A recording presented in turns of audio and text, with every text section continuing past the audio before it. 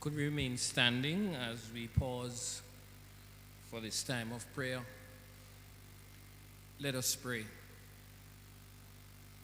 Gracious Father, Creator, Lord of the universe, you who have blessed us and given us life and breath, this afternoon we stand before you, a people truly grateful for the gifts that you have as we celebrate the life of your servant, the departed Neville. Lord, we thank you that in the time that you caused him to be with us, you enabled him to have contributed to our lives in such a special way. And now, oh God, as your word informs that a man should number his days so that he may know how to please you.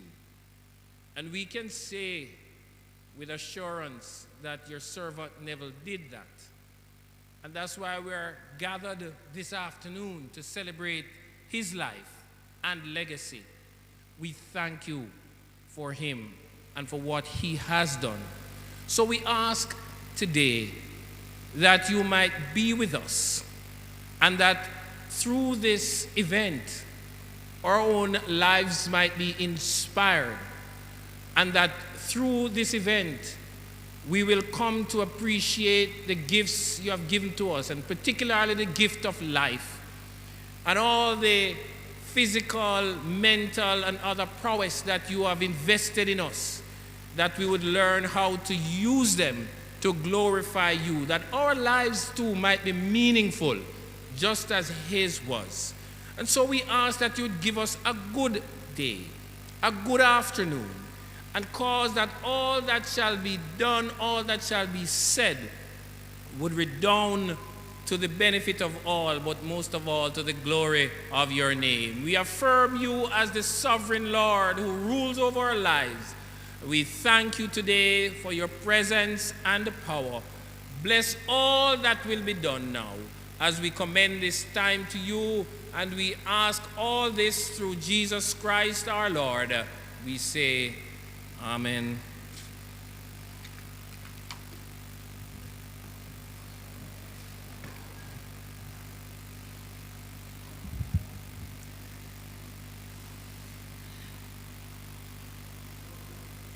Distinguished brothers and sisters, friends and relatives of our beloved Honorary Neville Myton. My name is Alison Peart, and I've been here at my alma mater since I was about 10 plus, and it's so good to be here again, seeing you all. And thank you so much for joining us today as we celebrate the life and legacy of the icon Neville Myton. And now, to offer the official welcome, please greet our principal, Dean Roy Bromfield, of this Excelsior High School.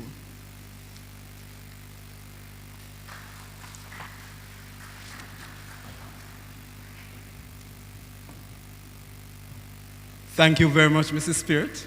It's been a long time since I've said that, but it sounds good. Ladies and gentlemen, good afternoon.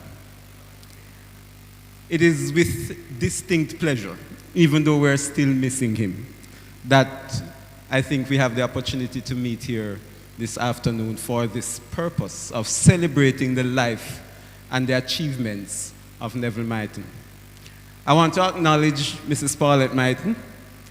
I want to acknowledge the present president of the JOA, Mr. Christopher Samuda, and past president, Mr. Mike Fennell, president of the J3As, Mr. Garth Gale, and an Excelsorian like myself, and he understands what that means. And I'm going to say this. In the audience seated here are so many famous people. So I'm going to get into trouble if I try to name anyone else. So I'm going to stop right there, and I'm going to say that all these famous persons who are sitting in front of me, I want to say welcome to Excelsior, and in some cases, welcome back to Excelsior. So I am truly grateful that you could have made it here physically. But I also, in the same measure, want to welcome those who are joining us online and who are participating in this commemoration of Neville Myton through the streaming of this program. Welcome too, and I hope you really enjoy what will be on offer today and enjoy going back down memory lane as we celebrate such an icon of Excelsior and of Jamaica. Everyone is going to speak about Neville's prowess as an athlete and more importantly as a human being. And believe you me when I say I find it very difficult to think of a better human being to have met. And I'm thankful that we are here to celebrate him. So, in closing, I'm going to use Neville's words. Welcome to the University of Excelsior High School. God bless you.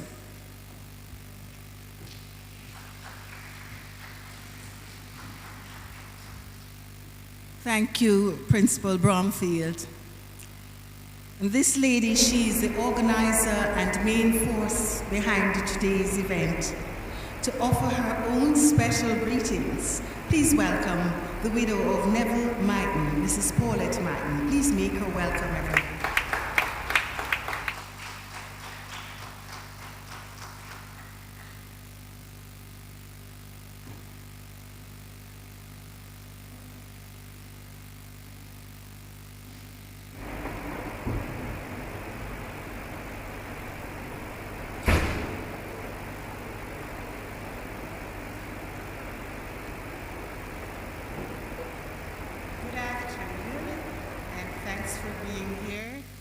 And everyone. My name is Paulette Myton, and there are others that know me as Joy Myton.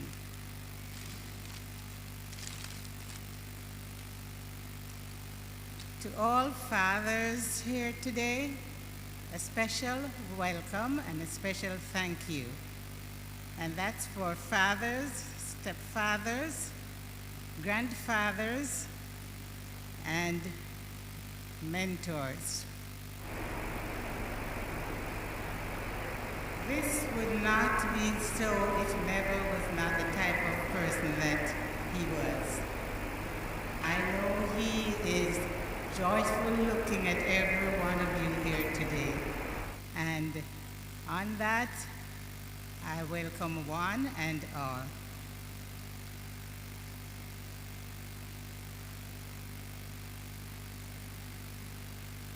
Let us all join together and celebrate Neville's life and legacy.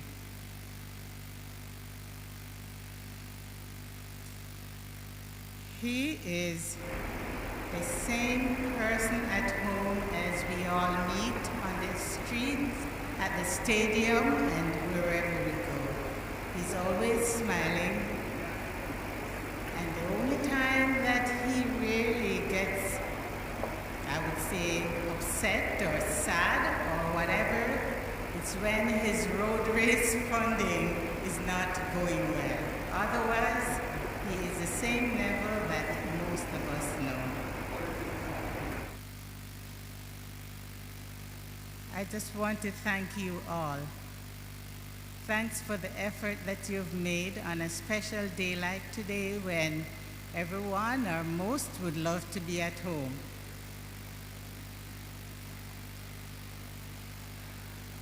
I am going to be handing over now so that the show can go on. And again, it's good if we all remember that death is an end to life. It is not an end to a relationship. Okay? So if we remember that, then we'll be fine and we'll all be doing what Neville would love to see us do.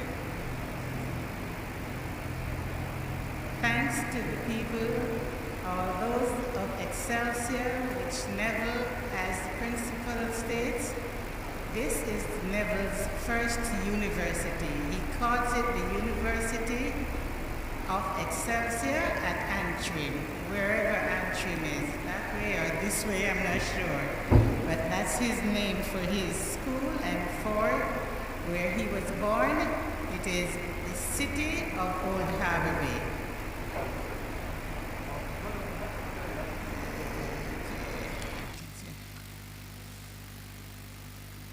This is the legacy quote that I have. It says, "Forget your own unhappiness. Be creating happiness for others, by creating happiness for others. Because when you're good to others, you're best to yourself. Remember, the things you do for yourself are gone whenever you're gone. But the things done for others remains your legacy." Thanks to all.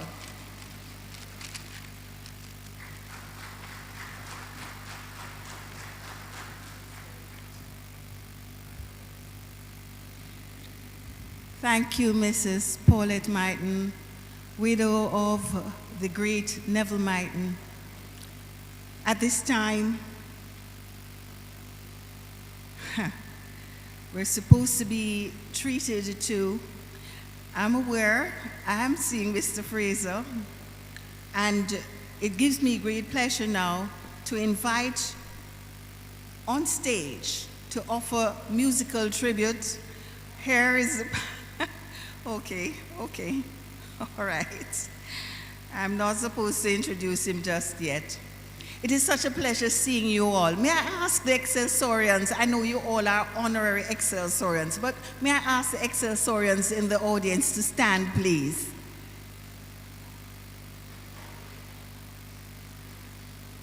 Oh, it's wonderful to see you. I'm recognizing many, including great Olympian Debbie Byfield.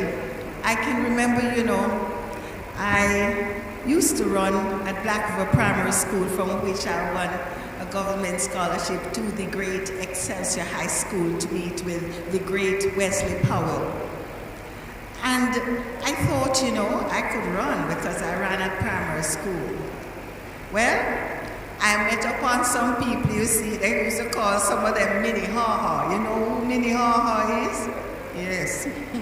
So I retired hurt and decided that I better take the register and distribute the orange juice, because I really could not keep up with persons of the ilk of Debbie Byfield. Yes, Marcel Swaby, Genevieve Parks, Yvonne Henry, yes? And those were the days when Excelsior High School, we ruled the roost pretty much. And we set the record of being the first girls' school, to have won, the 1, 2, 3. Now Manchester, and who is it now? Edwin Allen and everybody taking up that kind of style. But it all began with us here at Excelsior High School. And I want to say that so many great things have happened within these walls, and it makes me proud to say I am an Excelsiorian.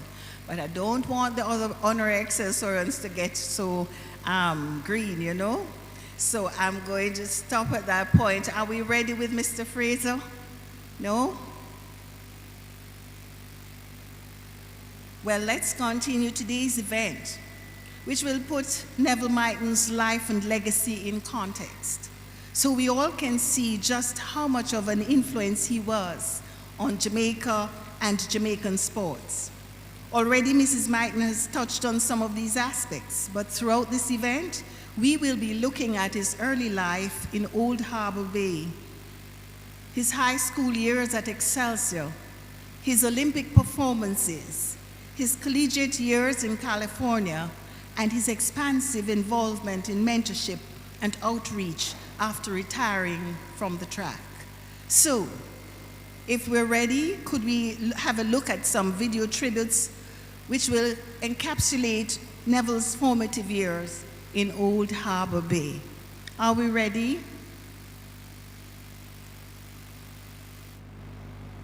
Are we ready with the tributes? Well, growing up in Old Harbour Bay and the memory of my brother, Neville. Are we ready I'm with Maurice, the tributes? Neville's younger brother. Remembering Neville growing up in I'd Old better Harbour just Bay fill was a in pleasure, a joy. with The entire community just a few words gravitated that each and every I wrote child. just this morning The care, because I'm the a show spirit us love. poet. Fondest memory with Neville was first That was at Old will Harbour Bay hopefully- Primary School at Sports Day. Growing up in Old Harbour Bay and the memory of my brother, Neville. I'm Maurice, Neville's younger brother. Remembering Neville growing up in Old Harbour Bay was a pleasure, a joy. The entire community just gravitated each and every child. They care, they show us love. My fondest memory with Neville was first was at Old Harbour Bay Primary School at Sports Day. He won all the event, even the high jump. Never proceed on to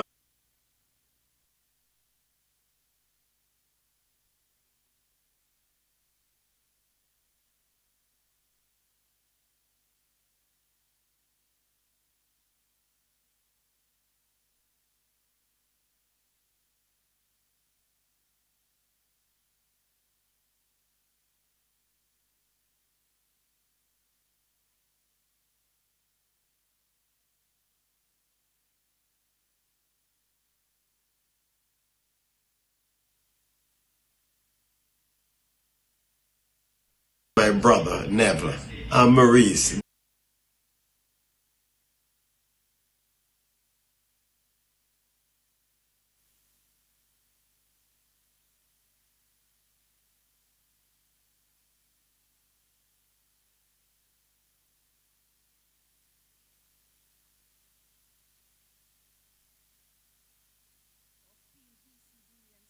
Others who found glory. That in 1964 he became the first Jamaican world junior record holder. Neville always ran with all his might, age animo, as he grew bolder. He represented Jamaica at the Tokyo Olympics of 1964. And again in 68 in Mexico City, he ran some more with colleagues Errol Stewart and the legendary DQ to boot. His black undershirt starred in the historic podium Black Power salute. San Jose State University gained so much from his pursuits, but never ever did he forget his green and yellow roots. So forward he came to Tivoli and Excelsior's athletic dash, giving of his talent, his time, and his cash. And so, my friends, here's to kindness, here's to love, here's to our beloved Neville. Now let us prove that it is indeed worthwhile to share and to give, because Neville Myton, he taught us how a beautiful life should be lived. Those are my words.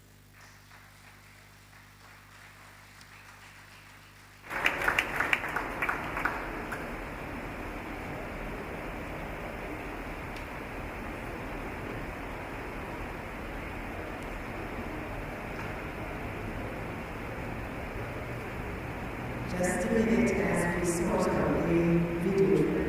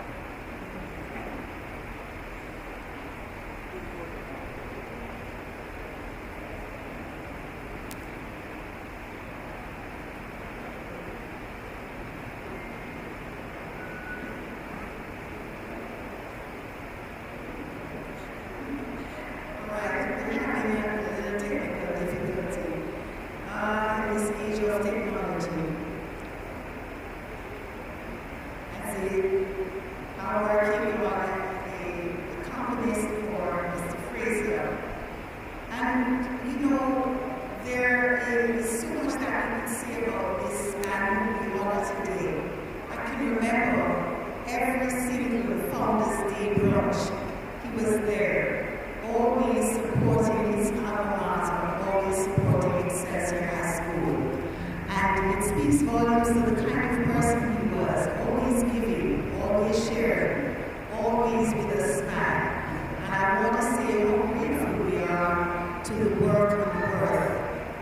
course, we can't forget his widow, Paulette, who continues to be the wind beneath his wings. Without further ado, please help me welcome pioneering Jamaican instrumentalist, more precisely saxophonist, Dean Fraser, to offer musical tribute. Please make him welcome.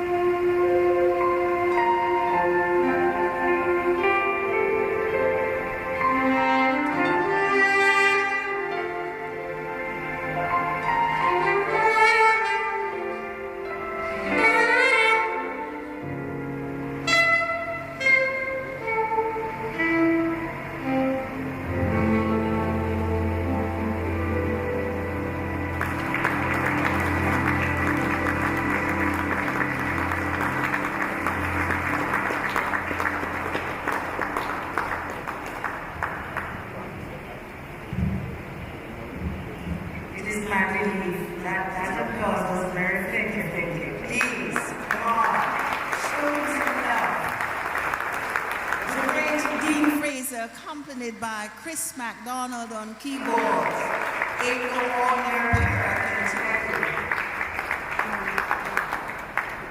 As a matter of fact, how many persons would find their names being used as a question on the Great Jeopardy?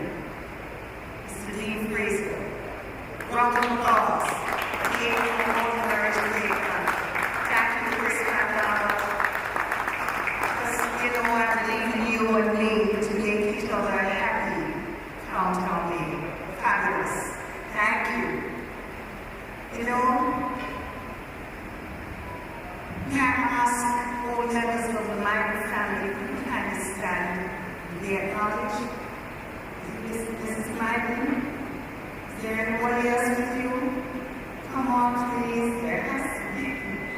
Sir, may I have your name, please? All right, welcome. Good to have you here. Thank you, Mrs. Myton. I ask this because today's event will put Neville Myton's life and legacy in context.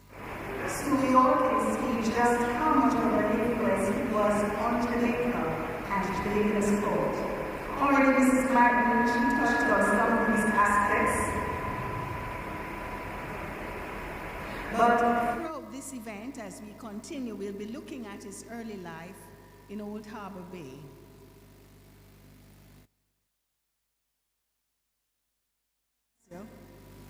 His Olympic performances, his collegiate years in California, and his expansive involvement in mentorship and outreach after retiring from the track. So, are we ready to have a look at some video tributes about Neville's formative years in Old Harbour Bay? I hope so, where there are memories of his growing up in that community, his siblings and nephew, his sibling Maurice Myton, Cynthia Harrison, Leela Langle, and Roger Myton. Please, to the video.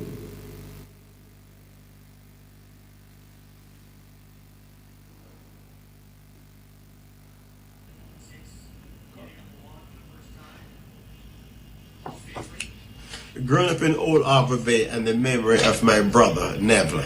I'm Maurice, Neville's younger brother. Remembering Neville growing up in Old Harbour Bay was a pleasure, a joy.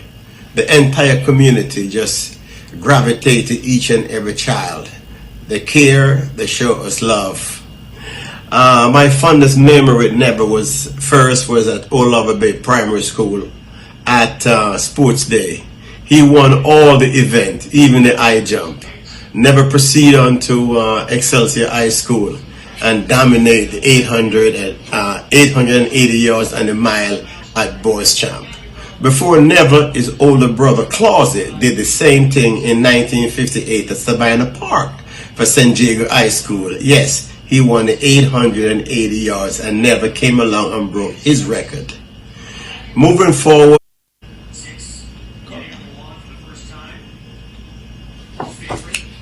growing up in Old Harbour Bay and the memory of my brother, Neville. I'm Maurice, Neville's younger brother.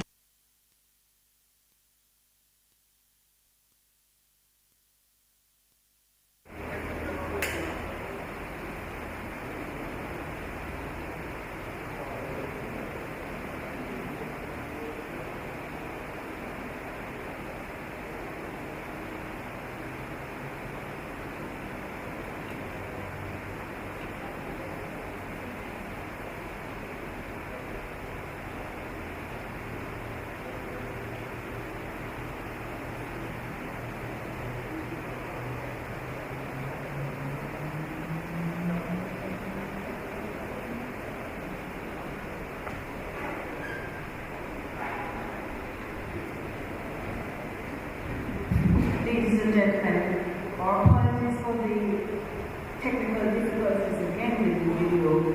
They're going to restart in a short while. So please make your indulgence and we'll get it going in a while. We'll be working with, I can assure you. And Mr. S. Miller, who is also part of the community and who would know so much about the early years of honorary Neville Myton, he will be shared.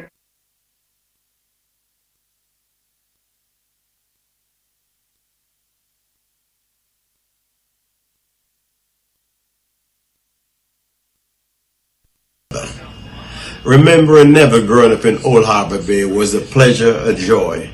The entire community just gravitated each and every child. They care, they show us love. My fondest memory with Neville was at Old Harbour Bay Primary School at Sports Day. He won all the events, even the high jump.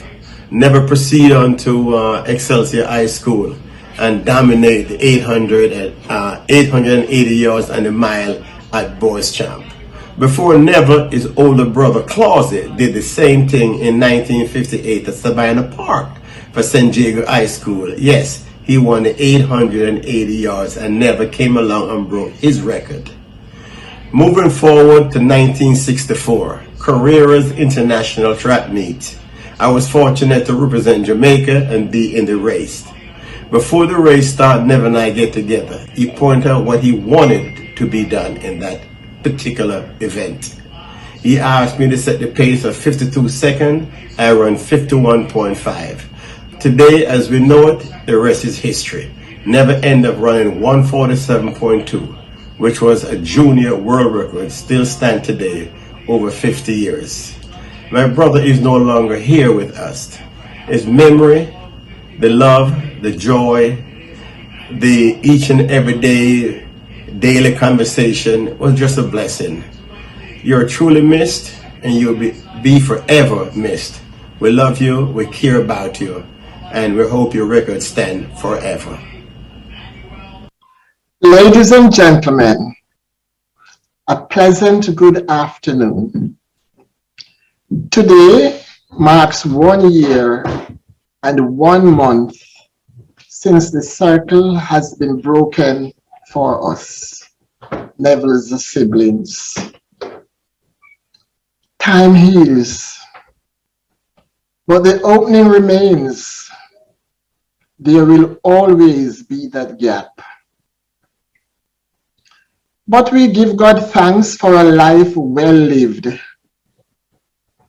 Neville was blessed with a special talent, and he used it well for his own recognition and for that of his beloved country, Jamaica.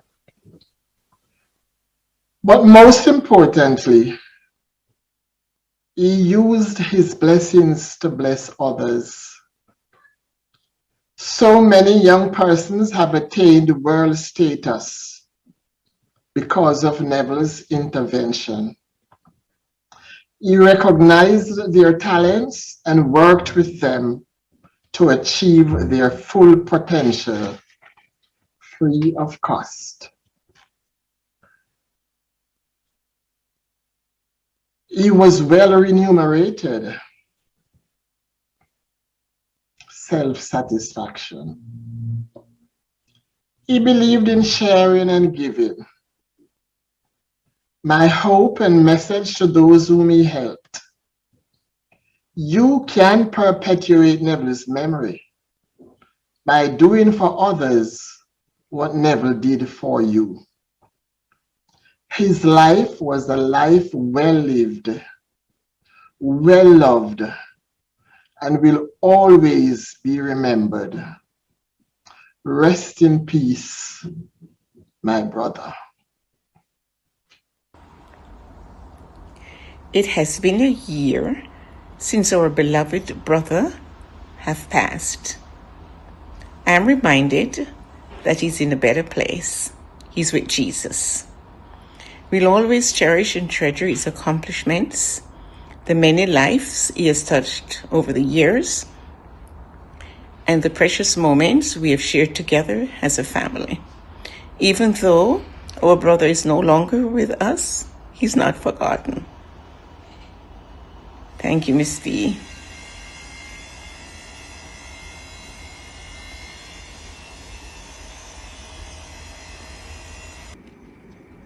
In loving memory of our incredible Uncle Neville, allow me to say thank you for all you have done, and secondly wish you a happy belated birthday. Undeniably, you are admired by many.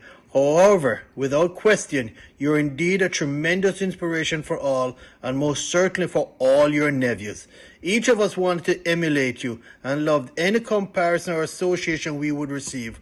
However, try as we might, it was you who were blessed with your wonderful charisma. It was you who were blessed with your unforgettable smile. And it was you that were blessed with your unquestioned world-class athletic gift. In our late grandmother's former residence, infamously remembered as 51 South Street, I distinctly remember her front living room was like a museum.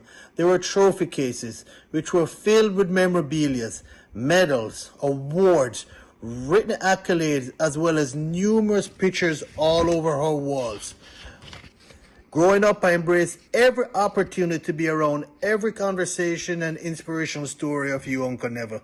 My favorite and arguably most talked about was your amazing semi-final 1964 800-meter Olympic effort. To this day, I have been told, Uncle Neville, you should have won that race.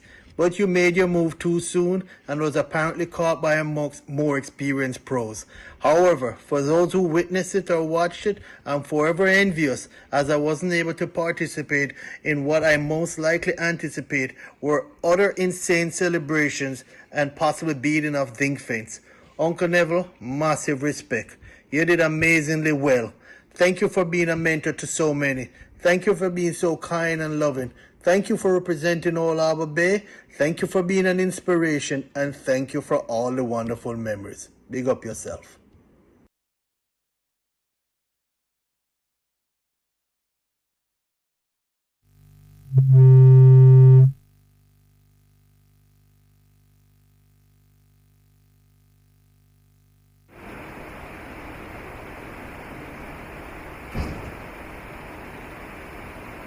Wow, that last period was great.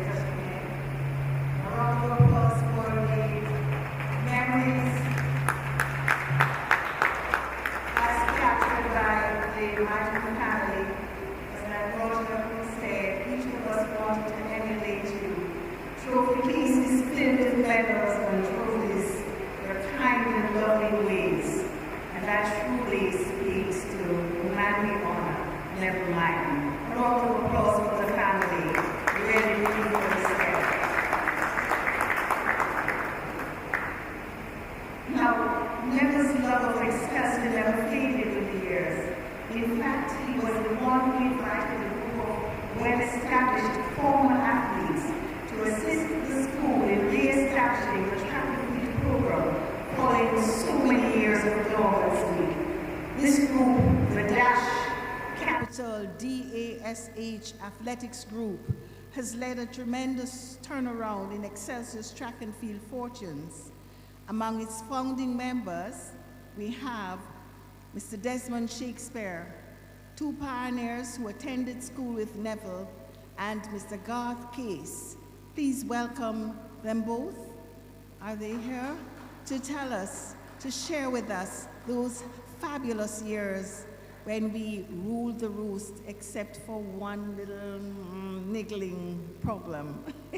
This will be followed by a video presentation on those happy Excelsior green and yellow years. Please welcome Garth Case and Desmond Shakespeare. We call you Shacks.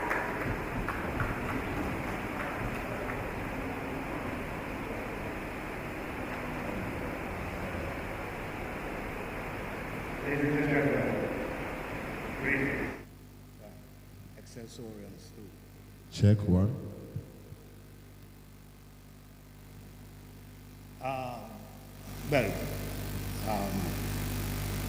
Shacks and I will be sharing the 5 minutes that are allowed. So I'll give 5 experiences with Neville over the period that I have known him.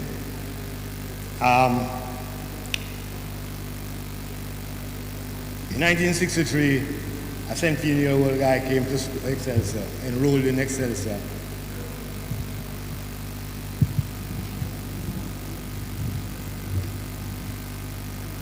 In 1963, a 17-year-old young fellow from St. Catherine enrolled in Excelsior and was rumored that this guy coming is a big athlete. Excelsior at the time won champs, but fell, and we were trying to build back a program.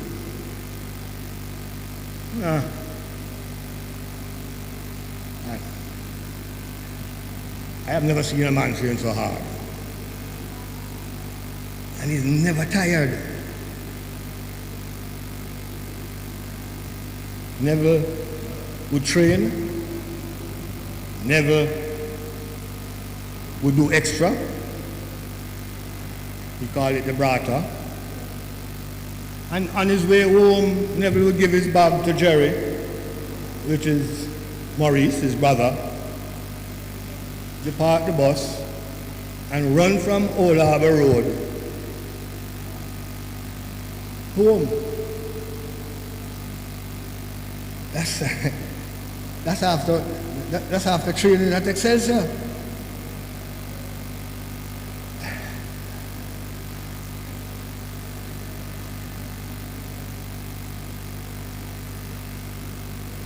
In 1965, Excelsior planning to send a team to Penns.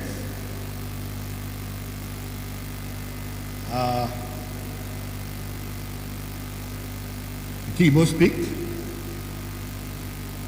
I never seek audience with the principal. Of course, anyone who, all Excelsiorans here know Mr. Powell. Yes, come and talk to me. But you also know that the decision that was taken is still going to be the decision. But Neville went into the meeting with Mr. Powell, and he gave a good account of himself. But at the end, Mr. Powell says, Mr. Myton, Mr. Case will have a number of other opportunities to go to Penns. The team stands as it is. That was it.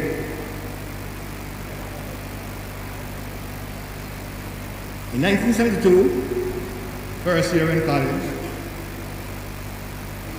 went to the Nationals in Tennessee.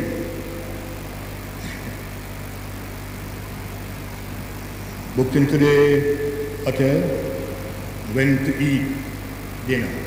When I went inside, I saw somebody rose on the seat and said, "Oh, we are all right. This man will take care of our dinner." So when I looked, my big brother, never mind. And I said, "What kind of propaganda is that?" He says, "What do you mean, man?" And I'm reading. All those racism within the Midwest, I'm reading. Suppose we can pay for all of us dinner. So no, boss, you don't know what you're talking about. He says, "What do you mean?" Anyway, I'm going to set up a meeting. So that night, bang on the door, Neville and his teammate, Lee Evans. Oh, Lee Evans is my hero. So I said, "Hey, big man, what's happening, big brother? You bring my hero to meet me?" He said, "No, bring your hero to lecture you." So we spent all night. And Lee explained how I do this and how I get into running the indoor season. Makes going to school much easier. That's what Lee said. When all that discussion was finished about after midnight, Neville said to me, "Garth, with all you hear, if and when you do it, wear your school colors."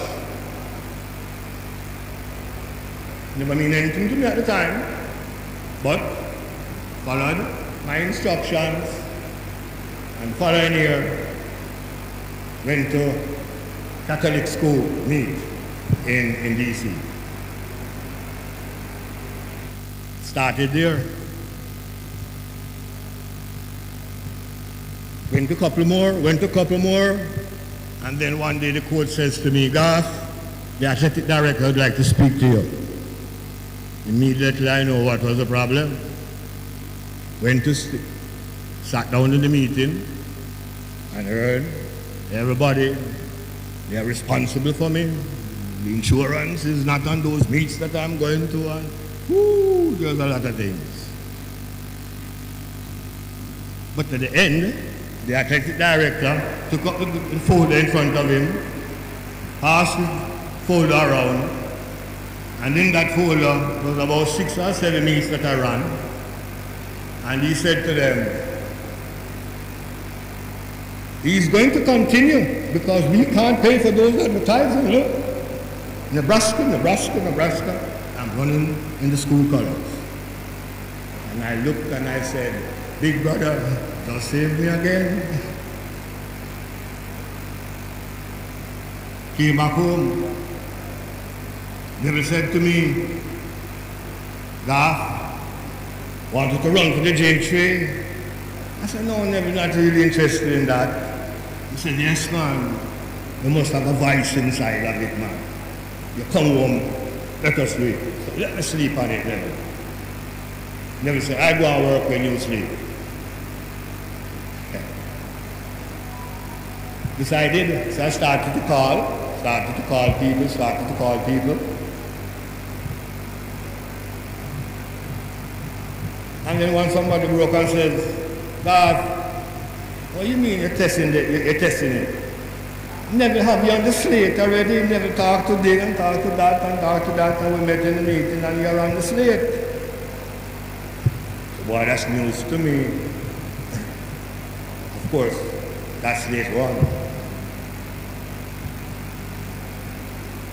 Then, not too long ago, early, couple years ago, I know, I'm coaching at Excelsior High. And I have a young lady in class 3, running very well, 100, 200, really running good. Said, big brother, I want to come down on Saturday. I want to run a 170. And I want you to look at this young lady. We came down, ran the 170, and believe me, I can see the expression on Neville's face up until today. And he turned and he looked at me and he says, God, you found one.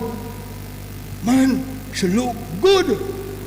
I said, boy, that's why I asked her to come, because I am thinking that. I wanted to hear somebody else with the experience tell me that them think so too.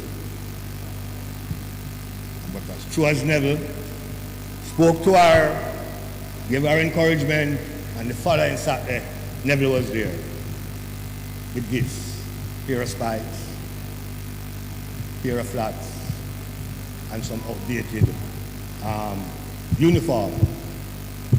I think he wrestled that from the president's organization. And he made a present to her, and that made quite a difference.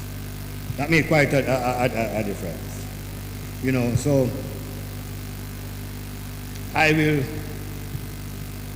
my brother is gone, but I remember him, very hard worker, jovial fellow, and an effervescent personality. Turn off the shots.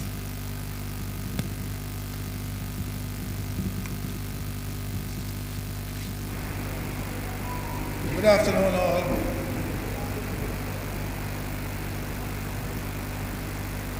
When I think of Neville, first thing that comes to mind is that big, broad gray hair is always wearing on his face.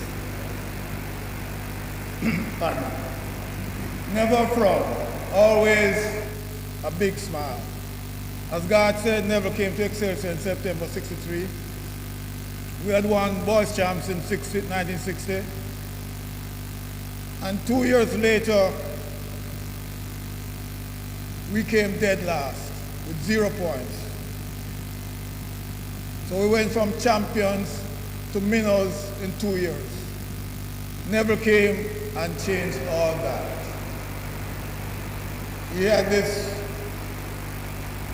excellent work ethic, this charisma, this way of motivating us. It got to the stage where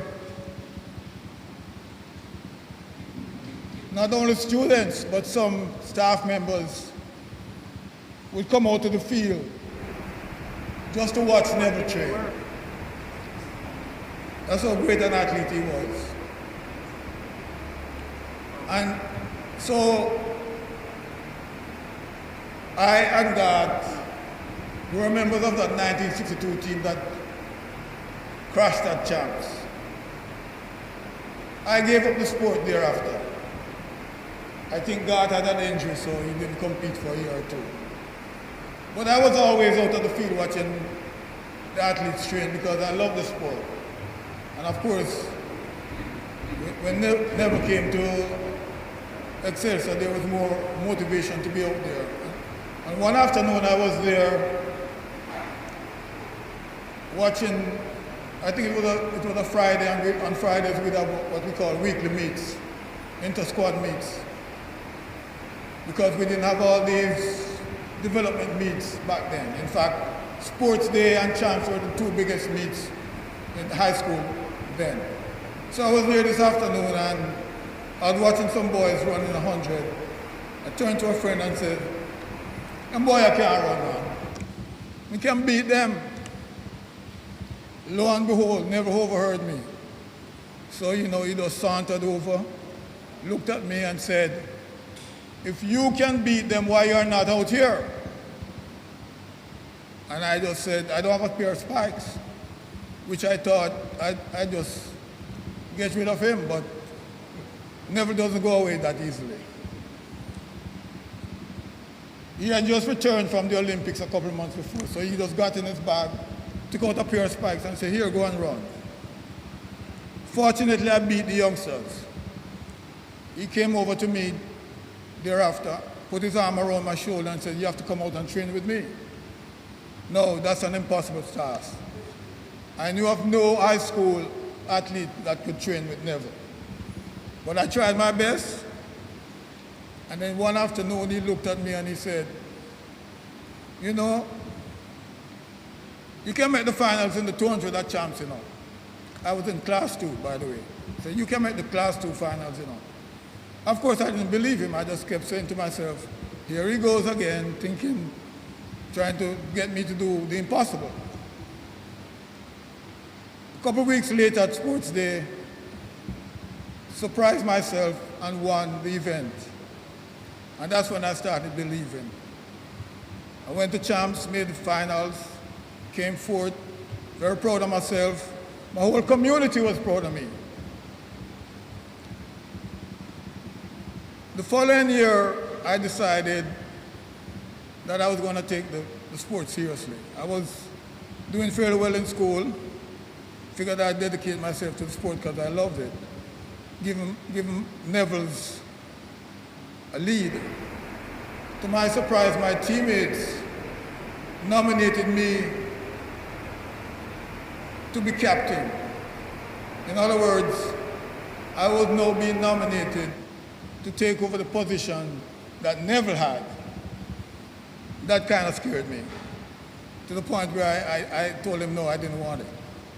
But anyway, Neville never lost touch with us. Even though he had left school, he was always back with us and always trying to motivate us.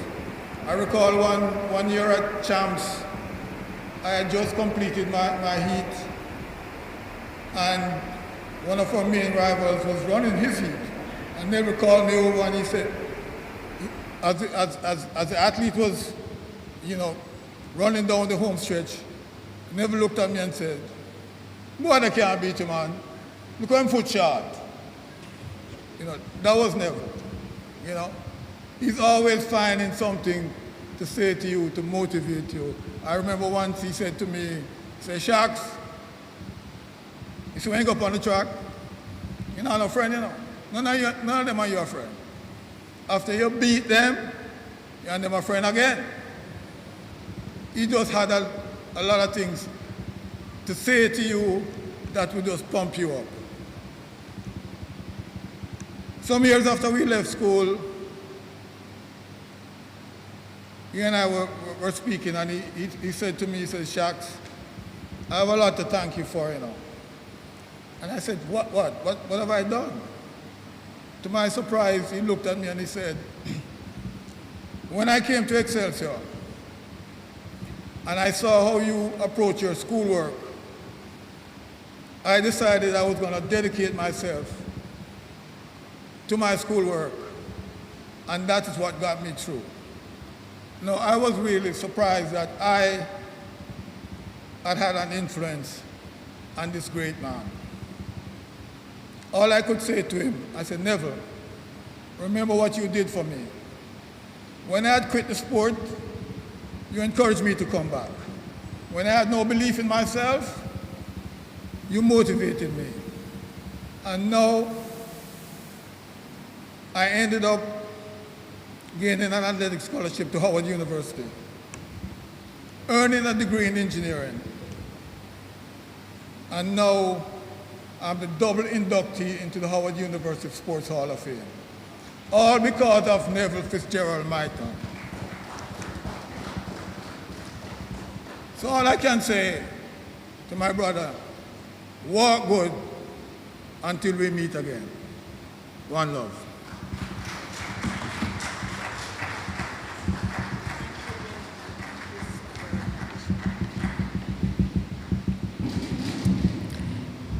Not only are they engineers, but they have the memory of an elephant. I think it's been almost 60 years, and they remember so many things about the great Neville Myton.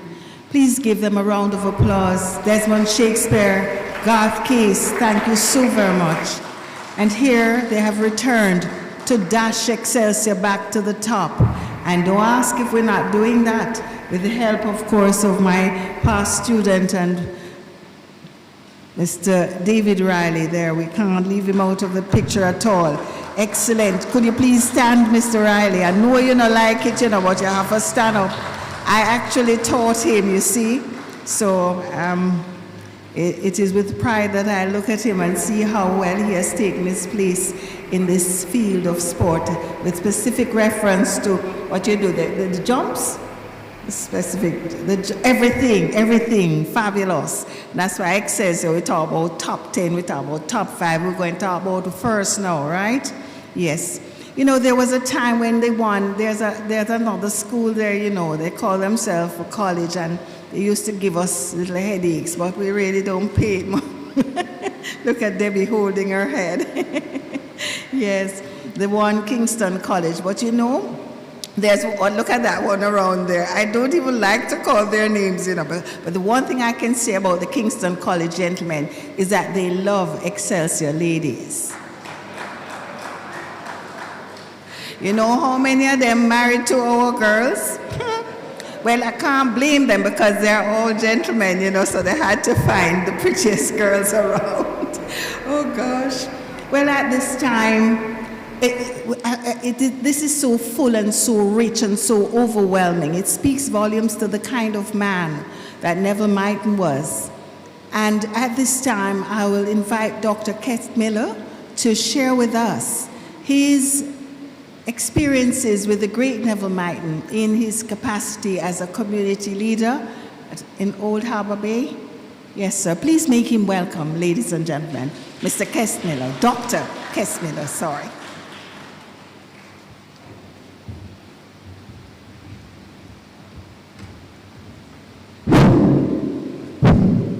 Good afternoon, everyone.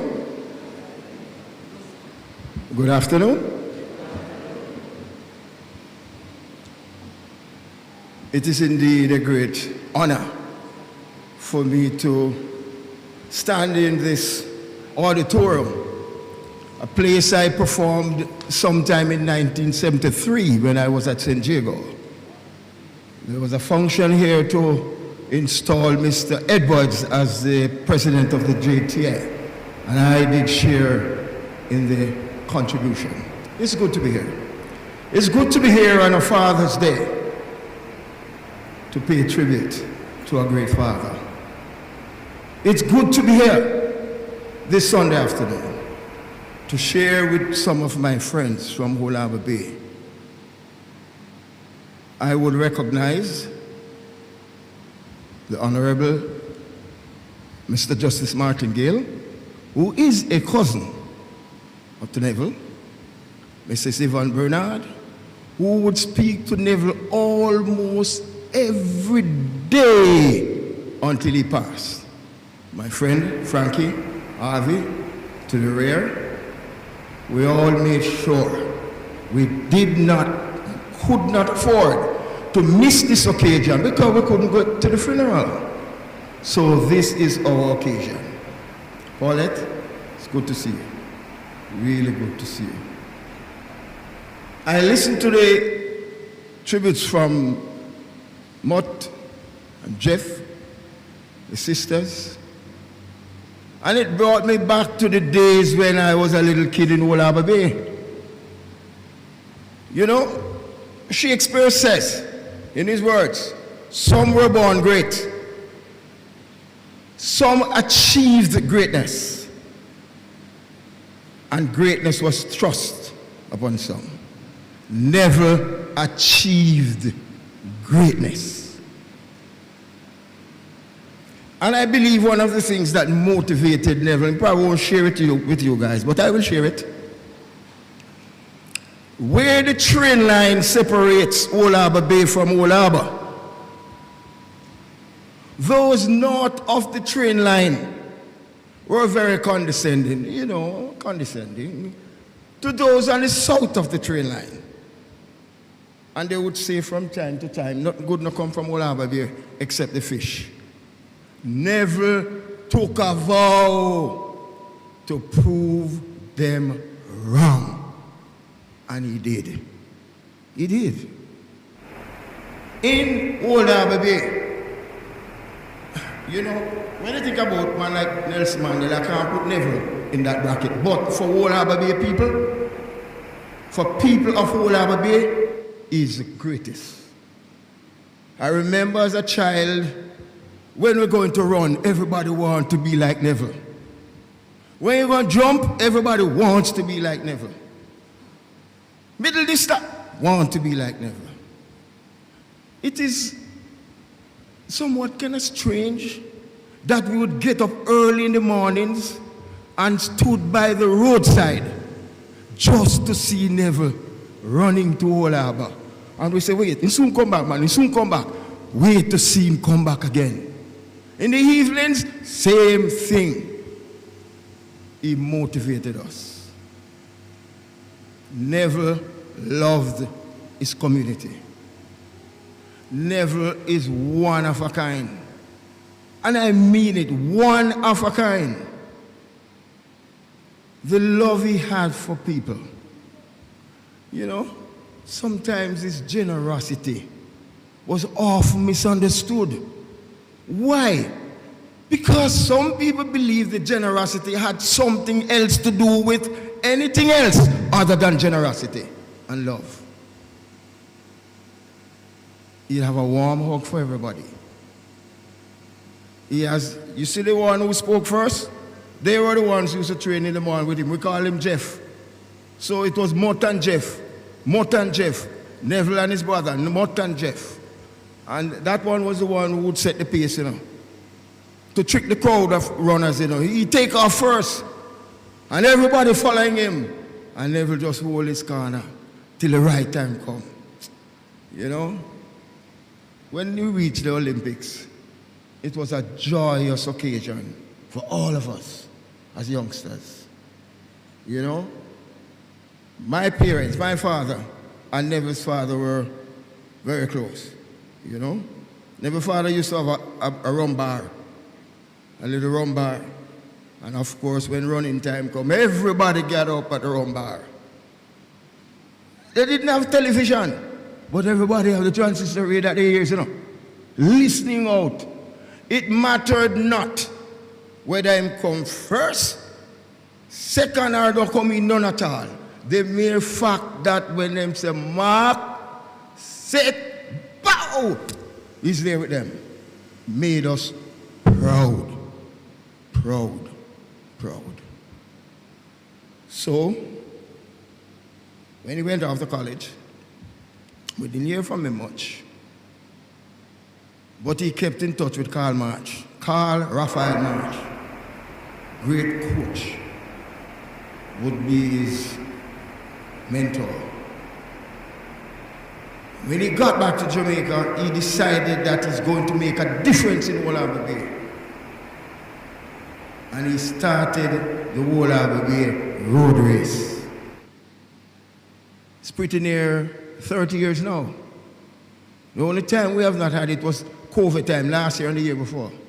We hope that this year we can do it again. Yes, we can do it again this very year. So the point I'm making is that us in Old Harbour Bay, we respect Neville so much. He would take out his heart and give it to the Old Harbour Bay people. Every year he made sure something is coming for the primary school and the basic schools. Everything we got from the road race, he channeled it over there. Because he knew where he was coming from. Never forgot his roots. Neville was a great Jamaican. Neville was a great human being. Always good to be beside him. When you feel down, prop you up. When you feel like you ain't going to make it, prop you up. He wants everyone to succeed. Though he was that challenge. The challenge that everybody wanted to beat. The challenge that they all wanted to beat. And he kept on going and going and going. So, Auntie Paulette, you know what I'm saying. We will miss him, but deep in our hearts, Neville is still here, you know. Deep, deep in the recesses of our hearts, Neville is still here. And his contribution to Jamaica, track and field, and Old Harbour Bay is legendary. I want to say that negotiations are going on right now, to find an appropriate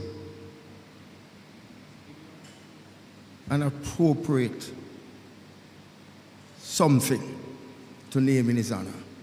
I'm not the government. Can't speak for the government. Can speak for Old Harbour Bay. We're going to push. We're going to push to make sure there is a monument somewhere in Old Harbour Bay. Be it a street, a lane, or a corner, or a square, that every time somebody from Old Harbour Bay look in that direction, they remember the greatest human being that seaside produced. Yeah, they will remember. So, ladies and gentlemen, I'm glad for the opportunity to speak my mind and to tell you how I feel about Neville. He's still deep in my heart.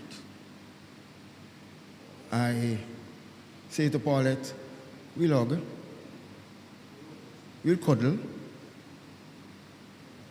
Neville will always be deeply, deeply embedded in our heart. Thank you very much, ladies and gentlemen.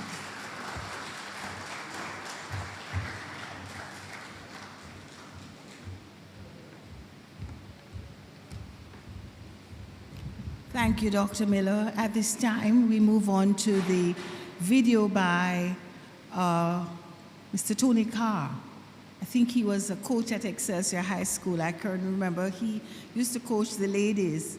And that was when I retired hurt and stuck to the attendance register and serving the orange juice, because those ladies were just top class.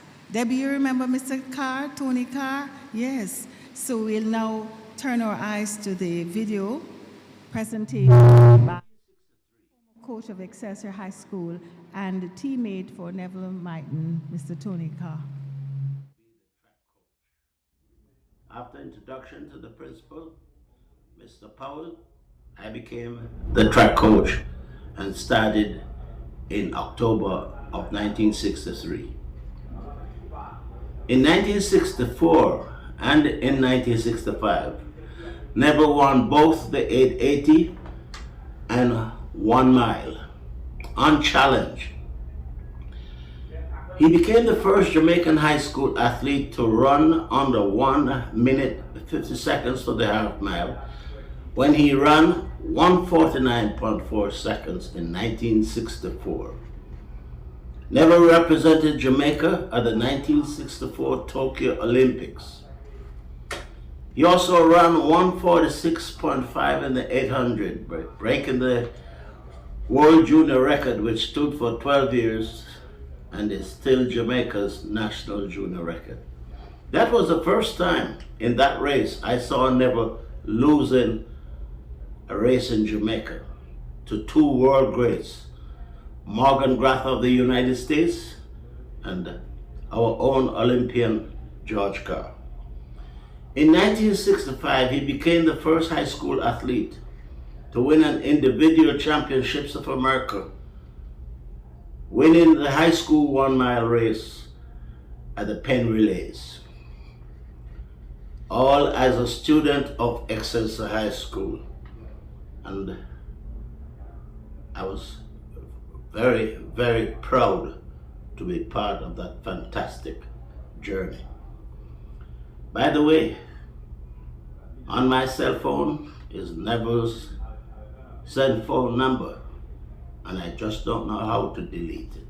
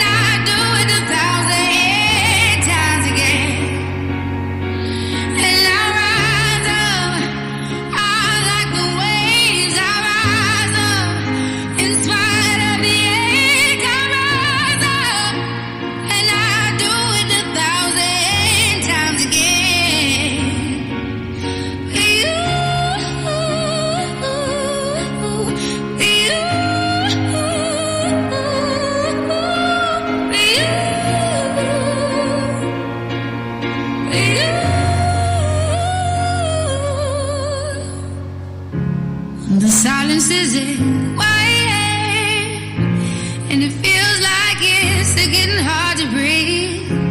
And I know you feel like dying, but I promise we'll take the world to its feet. Mountains, bring it to its feet.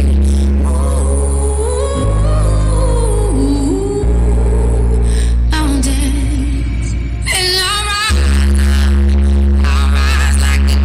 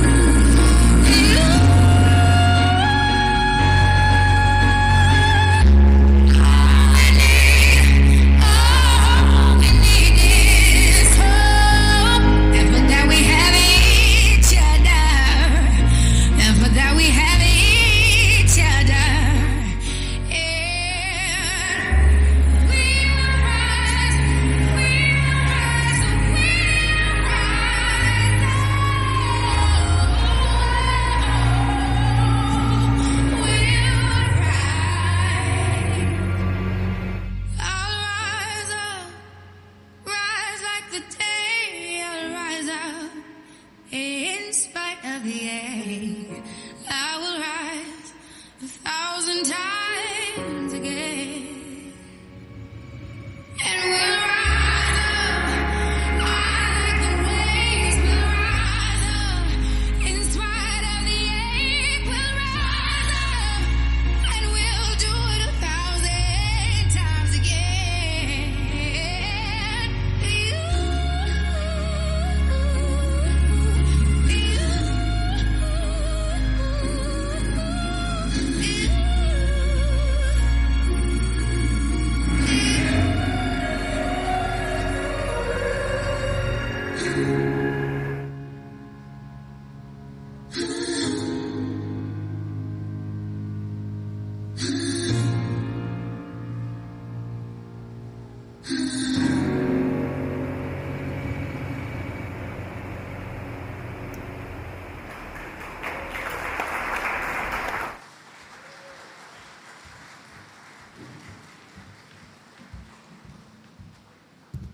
I don't know if you've ever heard of a literal dance. I could see the mountain, I could feel her rising. Compliments of Audrey Day. I'll rise up. Give her a big round of applause. My past student, Shireen Davis, member of Dance Expressions. I'm not sure if they're still together, but fabulous. Don't you think so? Yes, speaks of the life and work of the great Neville Myton.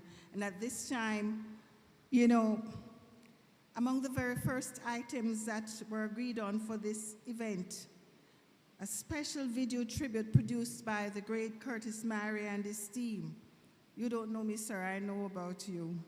It mirrors the school's motto about doing it with our might, age animo. Let's enjoy this video presentation. Enjoy.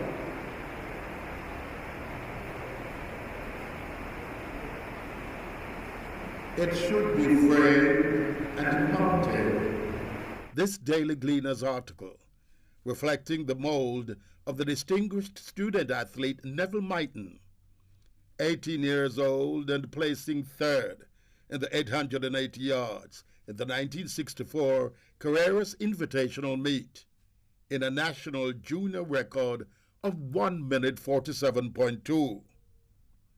Ratified for 800 meters, as 880 yards is 804.672 meters, the adjusted time of 146.6 as national junior record still stands June 2022 for some 58 years. When you think about the name Neville Myton, he is synonymous not only to coaching and mentorship, but his outstanding record that he set as a schoolboy athlete running for Excelsior in 1964.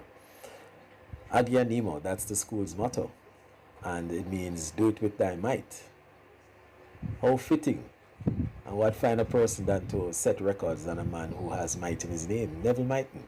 Noted sports journalist Ian Andrews, who is pointing all doubting Thomases to the record books to verify his 800 meters medal-winning performance at the high school athletics boys champs, competing for Jamaica College in this and the 1500 meters event. We are here, for there is no need for verification, celebrating Myton's makeup, his mettle, and how we must have done it with his might, as is the motto of his high school Excelsior. I just train very hard. I remember when I started Excelsior, they used to say to me, if you can run 10-200, I said, if I can run 10-200, I can run 20. So I just built up this attitude that I started running 2200, 12-400 meters. I just decided I'm going to be the hardest trainer in athletics that year. And then that would have frightened the number of your Excelsior, and in that when you ran those 200, you didn't walk across the field as others would do. You jogged across. Where did you get that strength from? I saw the late George Carr train once, and everything he did, he jogged. And I just copied that. One of the things that I think many people don't know about Neville as an athlete is that he wasn't just a distance runner or a middle distance runner. He was an athlete. When we were at school, Neville would beat the sprinters in the 100. Neville ran 9.9 for 100 yards. At Excelsior, when the champs record was 9.8, Neville ran 48.1 over the 440 yards at Wolmer's on a dirt track, dirt and stone. When the champs record was 49.3, I'm not sure that you have the comparable youngsters who kept with that speed and stamina or were training at that level. He was always Neville, and he was always very good at whatever he does. And of course he had my husband behind him. Yeah, come on man, come. You can do it, you know. Nobody has come along like Neville. I think Neville is special, to be honest. I think Neville, like, you know, other athletes, the Bolts of this world, Neville was special. Very infectious, strong, personable, loving, charming, always looking to help people and making you do an extra 2 or 3 reps or even 4 reps and still feel like competing with the sprinters afterwards. He was fearless. He ran as if he would never stop. And every Wednesday I would run from Excelsior up to the stadium, along Auditorium Drive, along South Camp Road, along Windward Road, back, along Windward Road, back up Mountain View Avenue, and back to Excelsior. And every Wednesday I had to do that for endurance training. I remember training with Neville. We running and we were just talking about it earlier. We running what you call a horseshoe 200s, where you run from the middle of the track to the middle of the track, and you jog across. And after 6, I was a class 2 athlete then. I am dead beat, and I stopped. I said, Neville, I can't go anymore. He's supposed to run 12. And so I take the watch and I'm timing him. After 12, I see him jogging across to start the next one. I said, Neville, the coach says 12. He says 4 more for Brato. Neville impacted me with his work ethic, which I took into the army with me when I became an officer in the JDF. When I was training my men, I did the same thing. I would usually say to them, it's only around the corner. It's only 2 more kilometers to go. Let's do it. We're here some 58 years since this landmark achievement. What does this particular achievement say of the man? To be doing that 58 years ago tells us that he's not a normal athlete, super talented athlete. And for that standard, or for that to be the standard 58 years later, speaks volumes about the capacity of the man and the talent of the man. It's on everyone's mind, yes, yours too, as to whether this outstanding record may be eclipsed. 1 minute 46 is something that was seen beyond our 800-meter athletes. Today, it is now seen to be reachable because of thanks to the good coaching that we have and the talent that we have, and more so the attention that has now been given by these coaches to the middle distance, half-mile events, 800 meters to be more specific. And so, Neville, being a coach himself, tried with other athletes, but they never got to the standard. But today in 2022, 1 minute 46 now seems reachable, and it is certainly a time that everybody can now aspire to. Such is the legacy of the man. Fascinating student athlete Javon Blake, team captain of Jamaica College, has his sights set on it. My goals for this year is going 146, and it's a point of going 146 and not having a target or some award. And so, yes, it is, and I hope to achieve it by the end of my season in hopefully August. He knows what's required. I mean, his record speaks volume, having lasted that long. I've been so close, and I can tell you that it's a hard mark to catch. Athletes, we tend to set marks that we hope last forever. However, deep down, we really want to see them go, to have continuous evolution in the sport for the love of it, for crying out loud. And I'm sure he would have wanted to see it gone by now, and that's what I'm trying for it. All this was achieved a particular way. The record holder with the last word. If I had to do it over, I'd do it the same way. I did it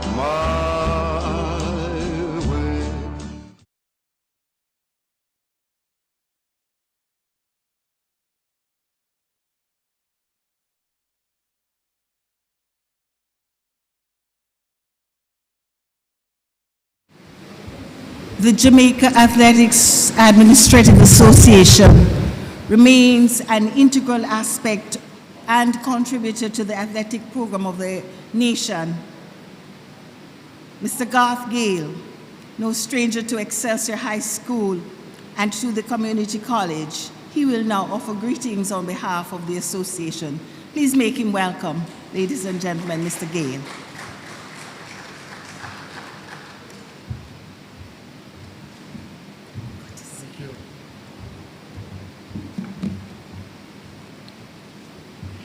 Good afternoon. It is indeed a pleasure.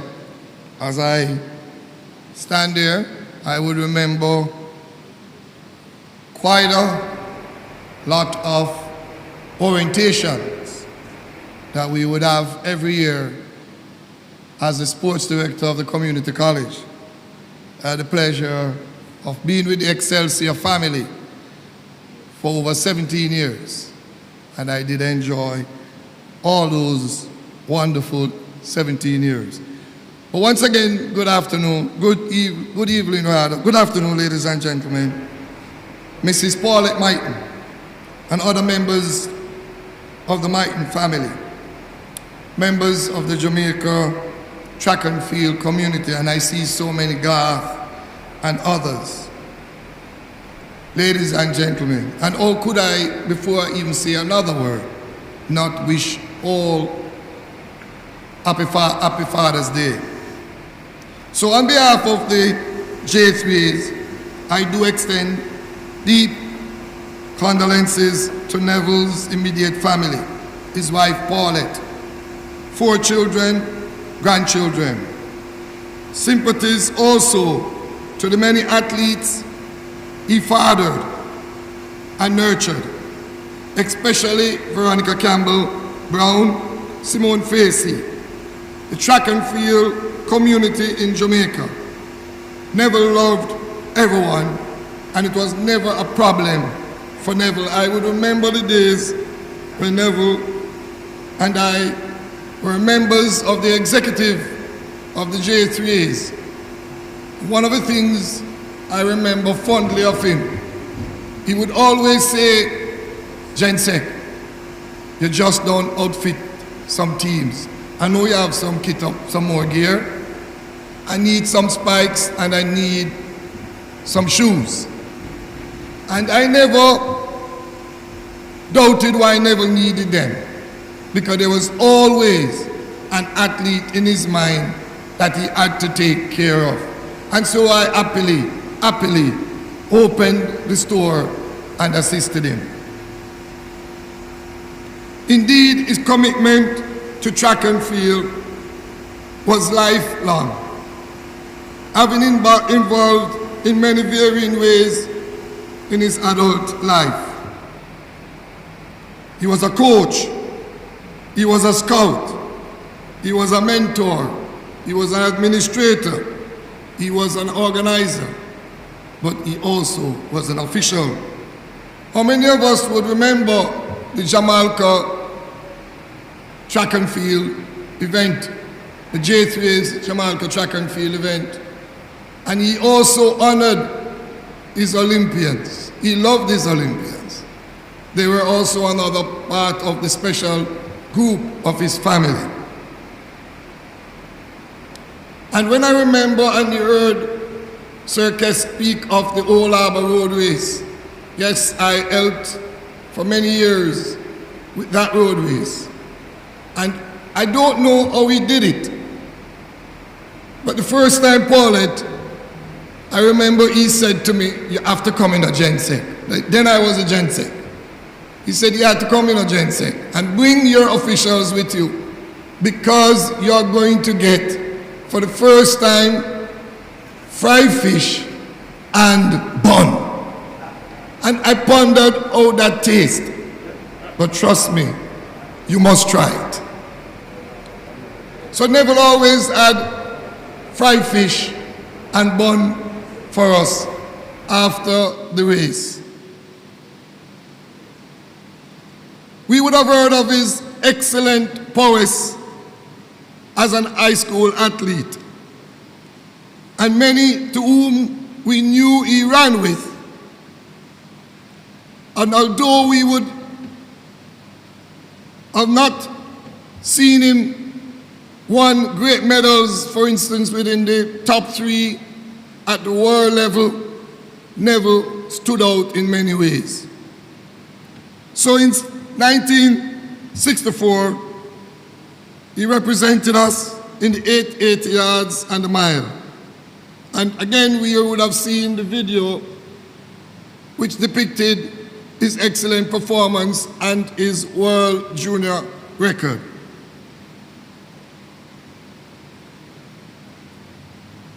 So he represented Jamaica in many events. The 1964 British West Indies Championship, the 1967 CAC Games in Puerto Rico, where he was a double gold medalist. And also, we will be recognizing and putting together a team to go to the Commonwealth Games. But he also was a medalist at 19 in the Commonwealth Games, as well as his representation in 1968 Mexico Olympics. He was twice NCAA champion. He would have been on his team great American athletes, Tommy Smith, John Carlos of the famous podium incident at the Mexico Olympics. These were many of the persons to whom he can call teammates. I would have spoken about the Old Harbour Road Race. Always early January, late December or early January, that event took place. And I hope, Sir Kess, that you are successful, and in whatever way, shape or form you need help from the J3As, know that we are ready to give support, because there need to be some form of token of recognizing the great feat and all that he would have done in contributing to community life and to sports and athletics in particular. So he would have received the Order of Distinction in 2006 from the Jamaican government, but I believe that it could go further. He was a great man. He played his role quietly but efficiently under his mantra, "It is better to give than to receive." I always remember that. It is better to give than to receive, he would say, Jensek.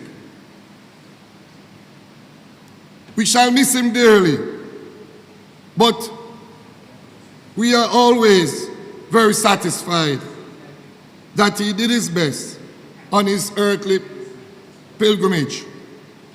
And what more can one say of this man? Rest in peace, Neville. The angels have already welcomed you in paradise. Thank you.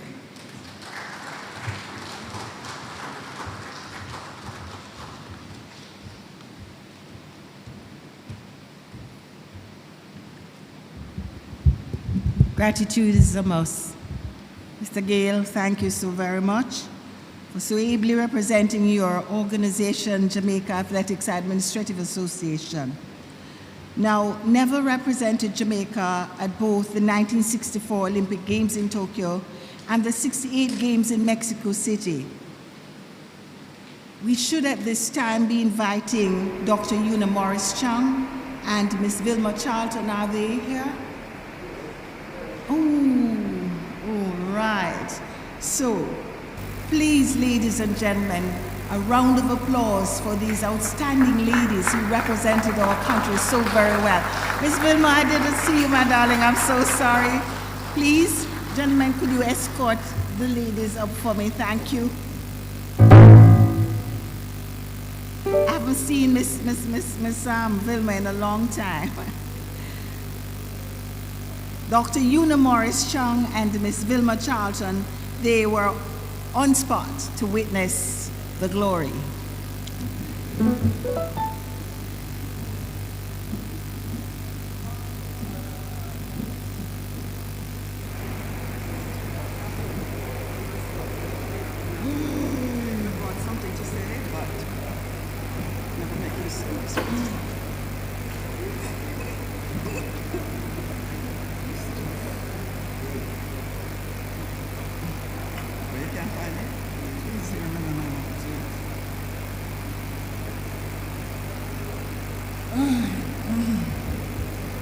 This is tough. Good afternoon, ladies and gentlemen.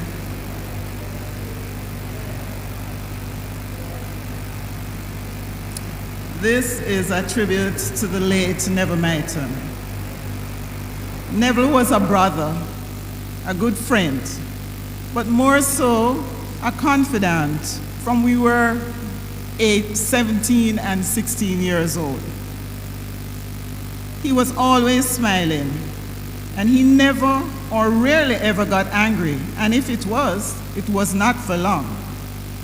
He was an athlete who trained hard, and he never shirked the workouts from training.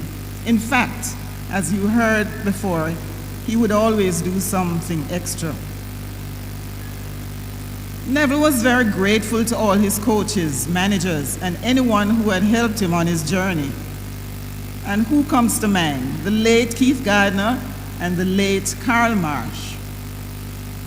Neville and Una were the youngest members of our Olympic team to Tokyo, Japan in 1964, and those two were inseparable up until his dying days. He never failed to tell us that we were the first Olympians to represent Jamaica since we had only received independence in 1962. So we were privileged to run under the black, it used to be yellow, they now say black, gold, and green flag, while others before ran under the British flag. Neville was gentle and very, very respectful. He protected us girls, and we were only 4. We did not even have a reserve when we went to Tokyo.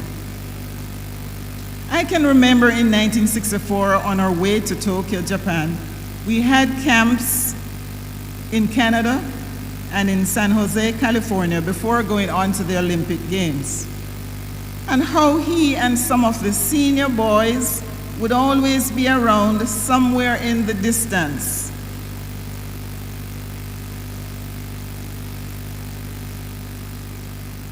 Somewhere in the distance, standing and watching us. If we went into a department store, we could spot them at the top of the escalator, just standing and staring on us. But they were never ever shopping. We used to get mad and upset, but we could not ask them why they were watching us since they were our seniors. It was many years later that Neville explained to us when we had reminded him of the story, and this was his reply. We were watching you girls because you were young, so we were just protecting you. Two of the male Olympians are in here right now. That was the measure of the man, and to a larger extent, that was how the entire male teammates behaved, decent and in order. I miss Neville every single day since his passing, as there's always something I would wish to say or ask or tell him, but he's no longer with us. However, I am still happy doting on these memories. Neville, I will never forget you in my life for your friendship, for your kindness, your love, and encouraging words. Because you were such a jovial, loving, lovely, and caring person, we will be eternally grateful to you for your friendship over the years. And this is coming from VC, as he called me, and Legs, as he called her. Thank you. Good evening, ladies and gentlemen. I actually had written something, but I decided that Vilma has already covered most of our experience with Neville. But I'm going to share something. When I first met Neville, we were running on a horse track. Do you remember that, VC? So you know that's 100 years ago. And I was a shy, bashful person. But every time I passed Neville, he would say, legs, legs, so you not talk. I would totally ignore him because at that time, we felt if you look at a guy, osmosis, you're gonna get pregnant, okay? So I totally ignored Neville. Over the years, Neville has been my friend, a brother that I never had, a confidant, a selfless, a caring, a loving, a thoughtful, and a warm person. Neville knows that I work a lot. My only vice is that I'm a workaholic, but I enjoy it and I'm passionate with the work that I do. And Neville would call me almost every week. Legs, you all right? And if I don't return his call in a couple of weeks, he called me again. Legs, let me know you're all right, man. When I do call him, he said, where you call me for? Him say, you always have big mouth, you know. Me think so you done with the mouth when you were a teenager. He says, you know, Una, I am so proud of you. He said, you are the best friend, the best sister I could ever have. And he knows if anything that Neville needs, whether it's for athletes here in Jamaica or athletes in the States, he knows he could always call on me because I was always willing to help him.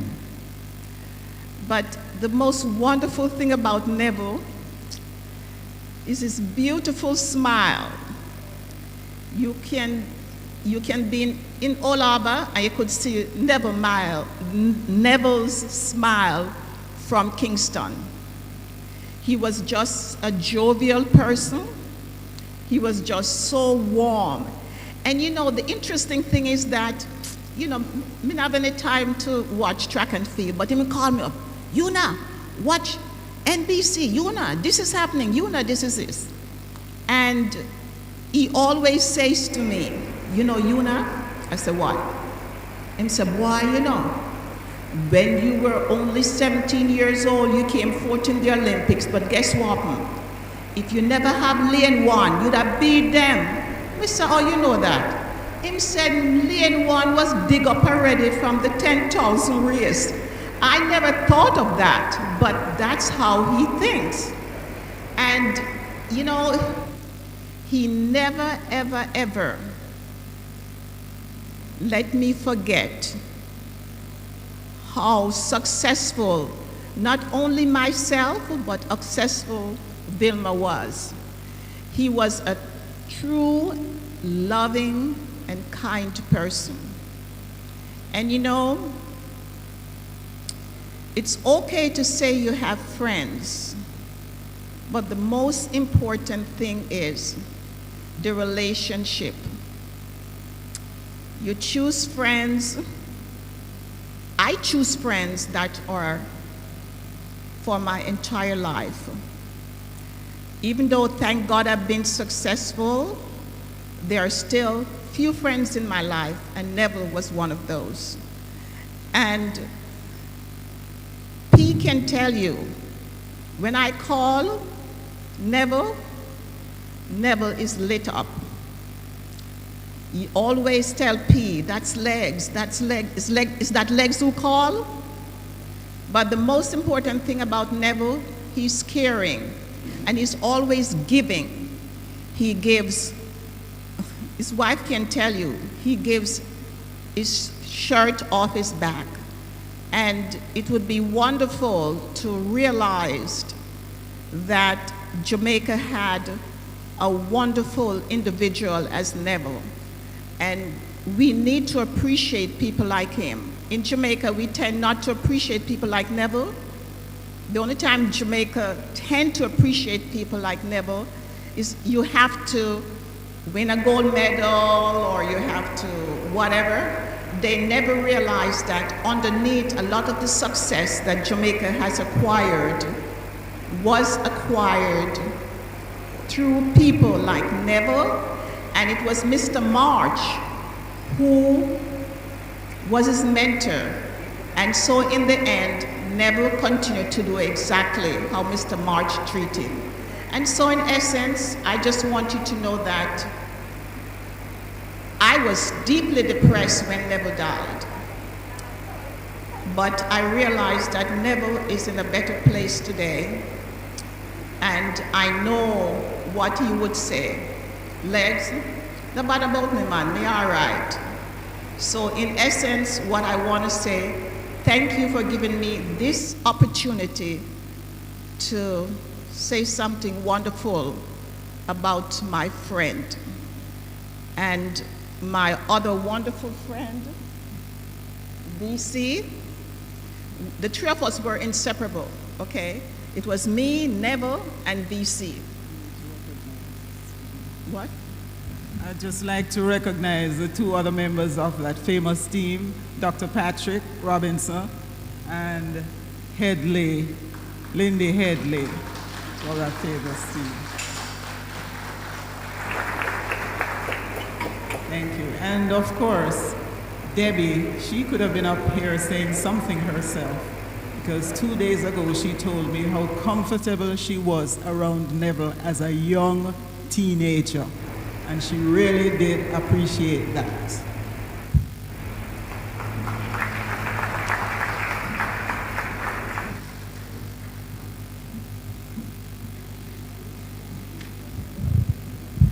I don't know about you, ladies and gentlemen, but I feel as though I've won the lotto. Never bought it, but to be in the presence of all these special persons, I really am thrilled. And please bear in mind that Neville Myton ran the 800 meters, which is a pretty long race. So it is going to take a little while for us to unfold and get you with all the information to encapsulate his legacy and his life. Debbie Byfield, please stand. Excelsior and extraordinary. And I think she has the distinction of being one of the youngest Olympians representing Jamaica. Debbie Byfield, awesome athlete. I'm telling you, it's really thrilling me now. And thank you so much, Dr. Una Morris-Chung and Miss Vilma Charlton, very special people. We're coming down to the wire now, but not before. Lindy Headley, 1964. Errol Stewart, Donald Quarry, 1968 Olympics. We're going to be watching the video clip with the tributes from those persons to their very dear friend and team member, Neville Myton. Are we ready?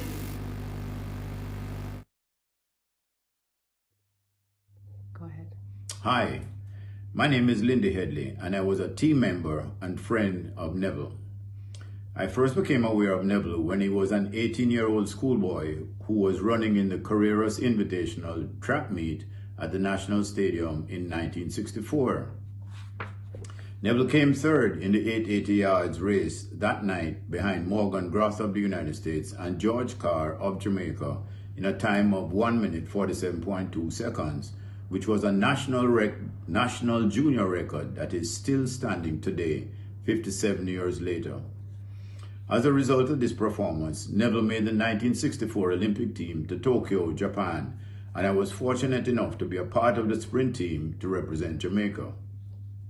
Needless to say, we spent the next 6 weeks together, and our friendship grew from then onwards. Neville ended up getting a track scholarship to San Jose State University, where Dennis Johnson, a former teammate, also attended. While at San Jose State University, Neville never lost a duel meet while attending San Jose State University. In 1969, he helped the university to win the NC2A championships.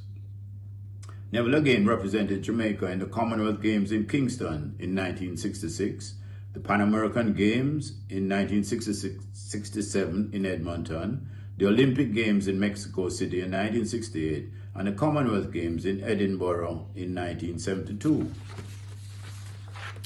After graduating from San Jose State University in 1971 with a BA in Social Sciences and a BA in Physical Education, Neville returned to Jamaica and coached at Vere Technical, Tivoli Comprehensive, and the Old Harbour High School.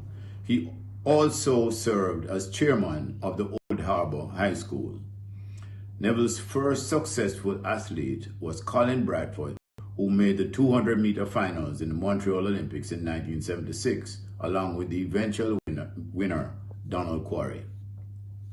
Both Neville and I left Jamaica for Canada around the same time in 1980. Ironically enough, we both returned to Jamaica in 1996, and Neville immediately started putting back in the track community by working with the Jamalco track meet in Hayes, Clarendon.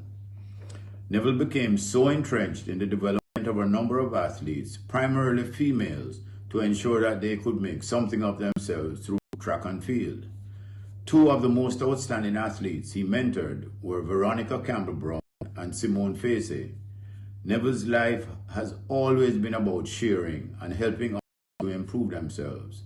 He has one of the biggest hearts I know of and played a pivotal role in the development of Jamaica's track and field success. Neville, from your case such as Woodrow Francis, Ray Harvey, Patrick Robinson, Rupert and myself, walk good. Thanks, Neville. Hi, my name is Errol Stewart. I'm a former teammate of Neville. We both competed in the 1968 Games in Mexico City and then the 1970 Commonwealth Games in Scotland. Now, I've always considered Neville as to be an older brother to me. Whenever we would travel, he would be the one to always tell me, Stewie, I'm going to take care of you. Now, I've also looked at him as a pioneer for track and field in Jamaica. Now, we haven't seen each other, or have talked to each other in 48 years. And in 2019, I received a call from Neville inviting me to Jamaica to partake in an event he was hosting. Now, when we got to the venue, he met us at the bus. We hugged, we kissed, we laughed, looked at each other, started telling jokes, started reminiscing about the times that we have had and the time that we have spent together. Now, I remind you, I have not seen him in 48 years, and he was the same Neville that I knew when I was 18. Now, these memories I will hold forever. I know he is not with us. His presence is not with us, but in our hearts, he will always hold that special, special spot. Much love and respect to him. Stewie. Neville was my friend. I met Neville in 1968 at the Olympic trials in Jamaica. Once we got to the village in Mexico City, I was amazed at the number of individuals that Neville knew, and just about everyone knew who Neville was. Because of injury, I was unable to compete in Mexico City. But because of Neville, I had the opportunity to meet so many of the top athletes that I had heard about and that inspired me, because at a young age, that was very important to me. Neville also cared about past Jamaican athletes and officials, because he felt you didn't have to win a medal to be recognized. And that was Neville. He cared. He will be missed, but he will be remembered.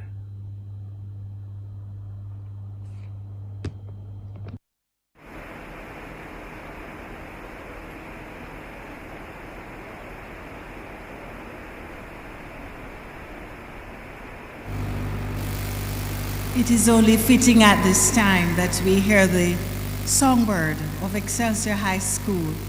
Ladies and gentlemen, it gives me great pleasure to welcome my classmate. Well, she was right beside me, 1A to 5A, 1B to 5B, all through Excelsior High School, Miss Pam Hall, accompanied by keyboard player Chris MacDonald. Please make them welcome, Pam Hall.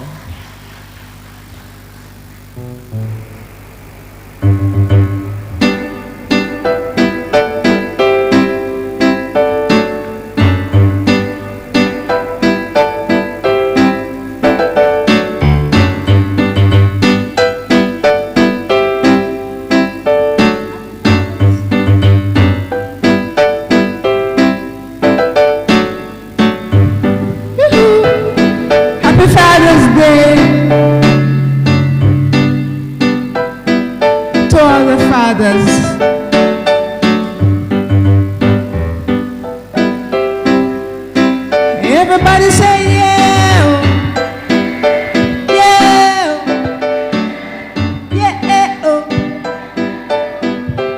Sounding good. To my heart cries out Perfidia, for I found you the love of my life in somebody else's arms. Your eyes are ever with perfidia, forgetful of our promise of love to share in another's charms. With the sad lament, my dreams have faded like a broken melody. While the gods of love look down and laugh at what romantic fools we mortals be.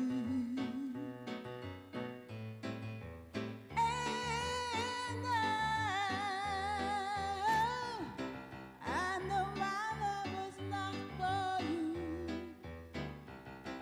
and so I'll take it back with a sigh, perfidious one, goodbye. Everybody say yeah.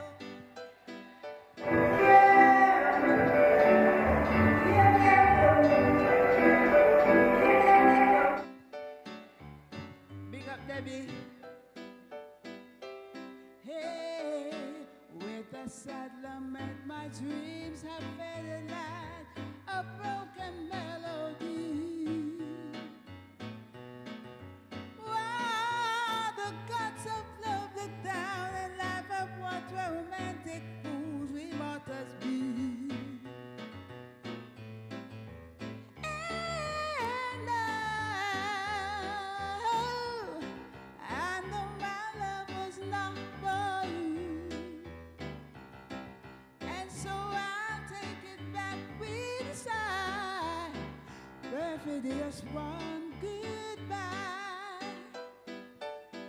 Perfidious one, goodbye. Perfidious one, goodbye.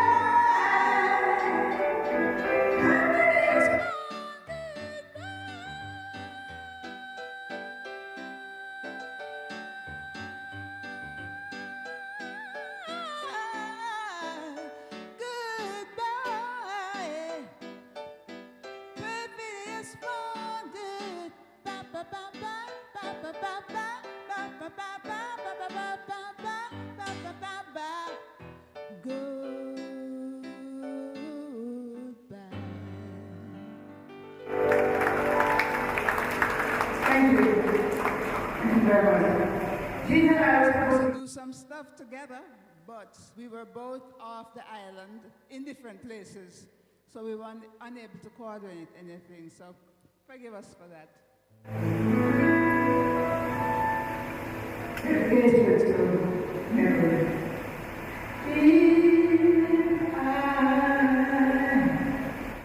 Should stay, I would only be in your way, so I will go, but I know I'll think of you every step of the way.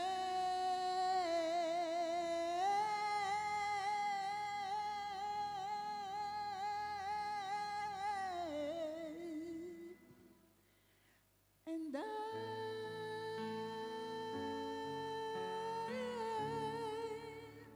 will always love you. I will always love you. Reggae slide. Bittersweet memories, that is all I'm taking with me. So goodbye, please don't cry. We both know I'm not what you need, and I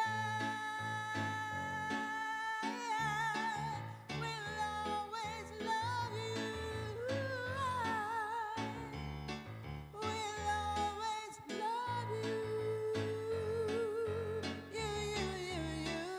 Intro. I'm very proud to close to this. And maybe close to us. I know I have problems, school days, but later on, this last time here, and after all that is, I'm very proud to know you. I know that it's too kind, and I hope you have always been love, and you and happiness. But above all this, I wish you love, and I will always love you. I will always love you. I will always love you. I will always love you.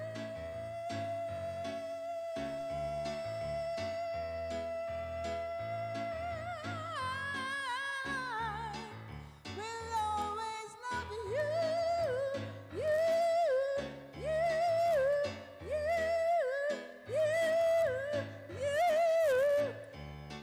I will always love you.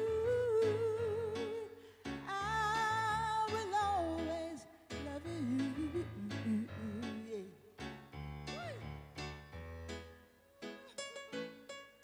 Yes.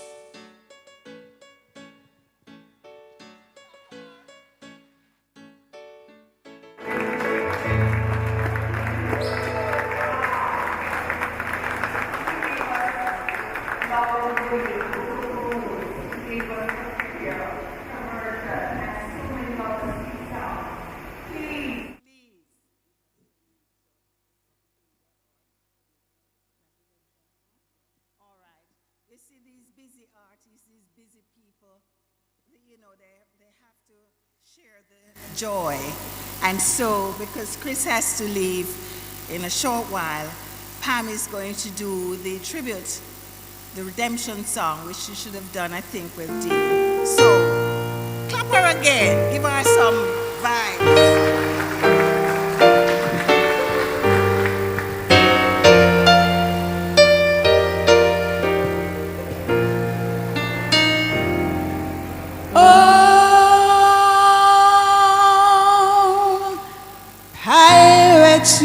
first the rabbi sold I to the merchant ships. Minutes after they took I from the bottomless pit, but my hand was made strong by the hand of the Almighty. We forward in this generation triumphantly. Won't you help to sing these songs of freedom? All I ever had, redemption songs, redemption songs. Emancipate yourself from mental slavery. None but ourselves can free our minds. Whoa! Have no fear for atomic energy, 'cause none of them can stop the time. How long shall they kill our prophets while we stand aside and look? Some say it's just a part of it. We've got to fulfill the book. Won't you help me sing? Ooh. These songs of freedom is all I ever had. Redemption songs, redemption songs. Oh,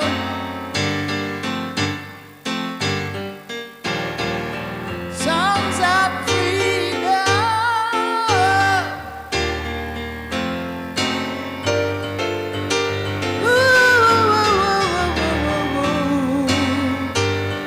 Songs of freedom. Emancipate yourself from mental slavery. None but ourselves can free our minds. Wow! Have no fear for atomic energy, 'cause none of them can stop the time. How long shall they kill our prophets while we stand aside and look? Ooh, some say it's just a part of it. We've got to fulfill the book. Won't you help us sing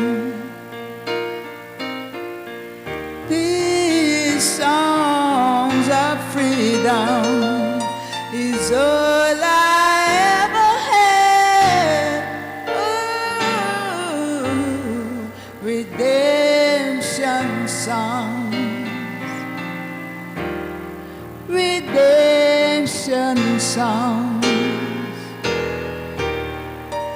Songs of freedom.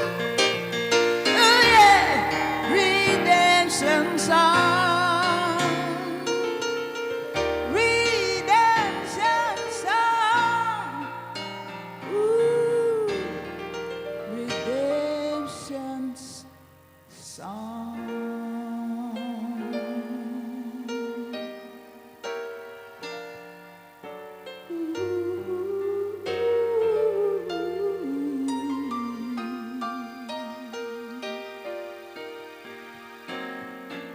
Special round of applause for Chris, master musician.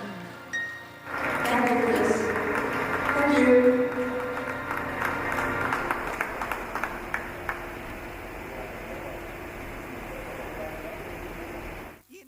I've heard that song being done by so many people, so many versions. That for me is one of the most beautifully done. Please, please, a round of applause for Miss Pam Hall, my schoolmates and Aggie and Maurice. Boy, that school have talent is the seat of culture. Let me not get carried away. Start with Miss Lou. You know, we've been hearing a lot about a gentleman, Karl Marsh. And in our presence is his daughter. Is it his daughter? Andreen, please come. Take this.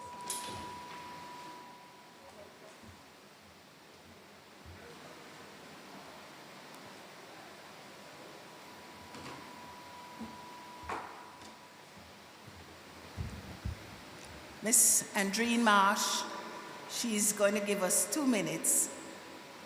Come please, about Mr. Karl Marsh, who had and played an integral part in the life and work of Neville Myton. Please make her welcome.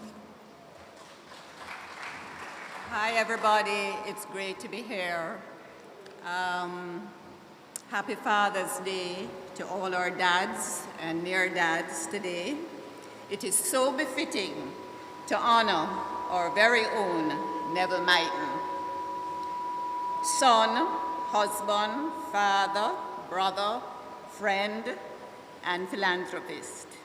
I grew up a lot with other families in Old Harbour, but Neville was my big brother. And I was his little sister. He called me Little Sis.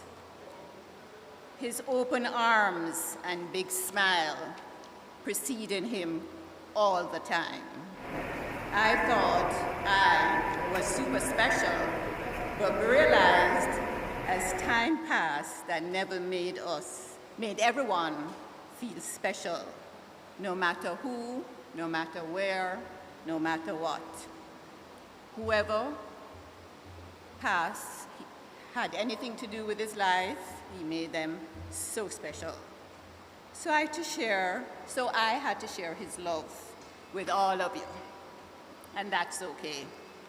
Neville was our dad's, the late Karl Marsh's protege, along with Morris and many other super athletes like Una and Vilma, and many others. He celebrated our dad lovingly and relentlessly.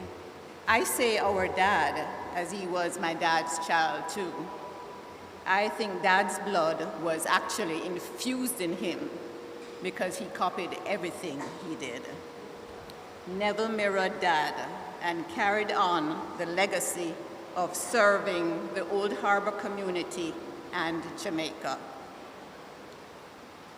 Neville started the Old Harbour Bay Road race and was the conceptualizer of the annual Karl Marsh Award function, which was sponsored also by the Lions Club. At that function, athletes who performed well at the high school champs was recognized and given awards along with outstanding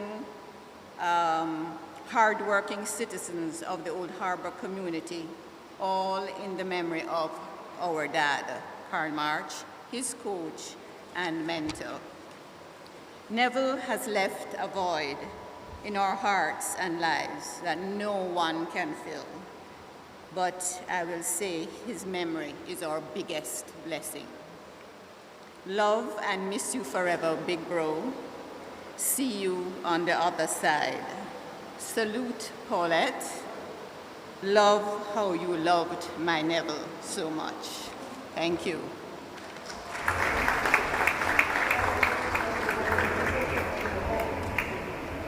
Since we're speaking about, thank you, Madam. Miss Andreen Marsh, thank you so very much. The Jamaica Olympic Association, it's what we've been speaking about all afternoon. And who better to speak to the work and contribution and to make his remarks on behalf of the movement. But the president, Mr. Christopher Samuda, please give him a round of applause as he makes his way to share with us, from his angle, the life and legacy of the great Neville Myton. Good to see you, sir.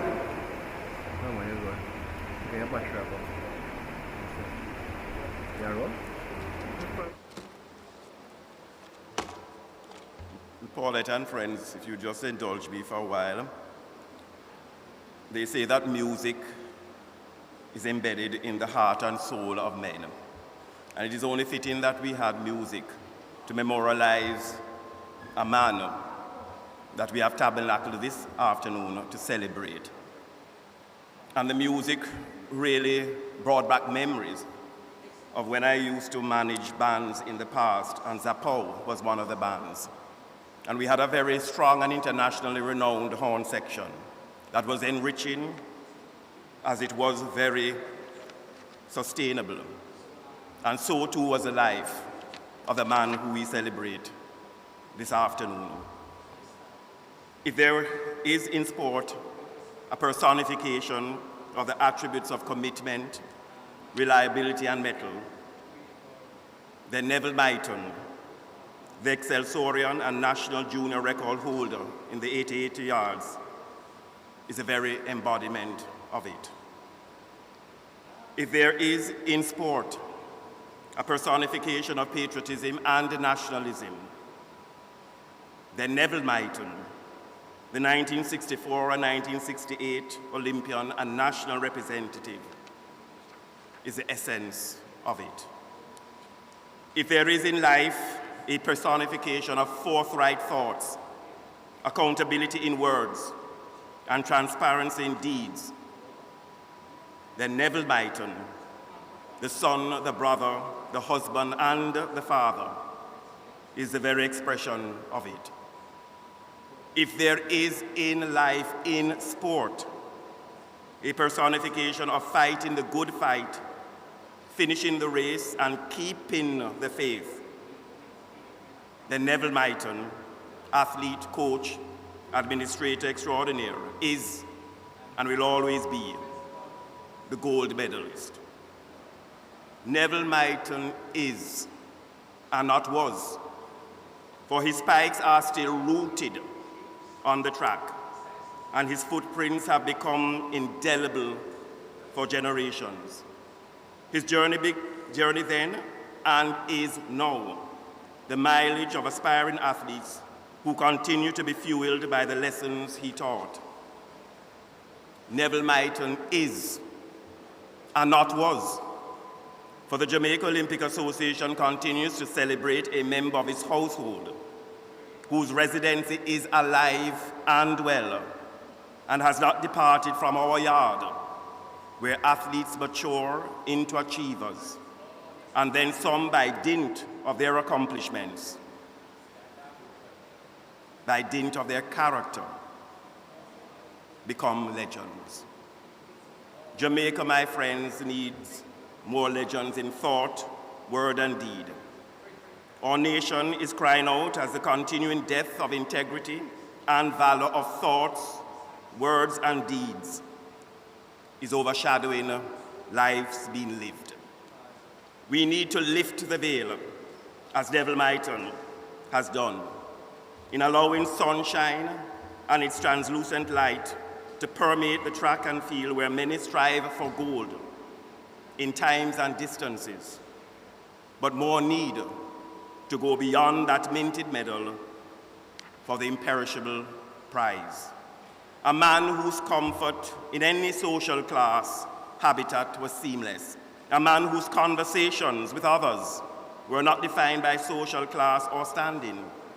A man whose passion for youth empowerment on the track and field was only surpassed by his conviction to serve, and serve well. A man whose energy in educating young minds inflamed and inspired the intellect to receive knowledge, experience, and wisdom.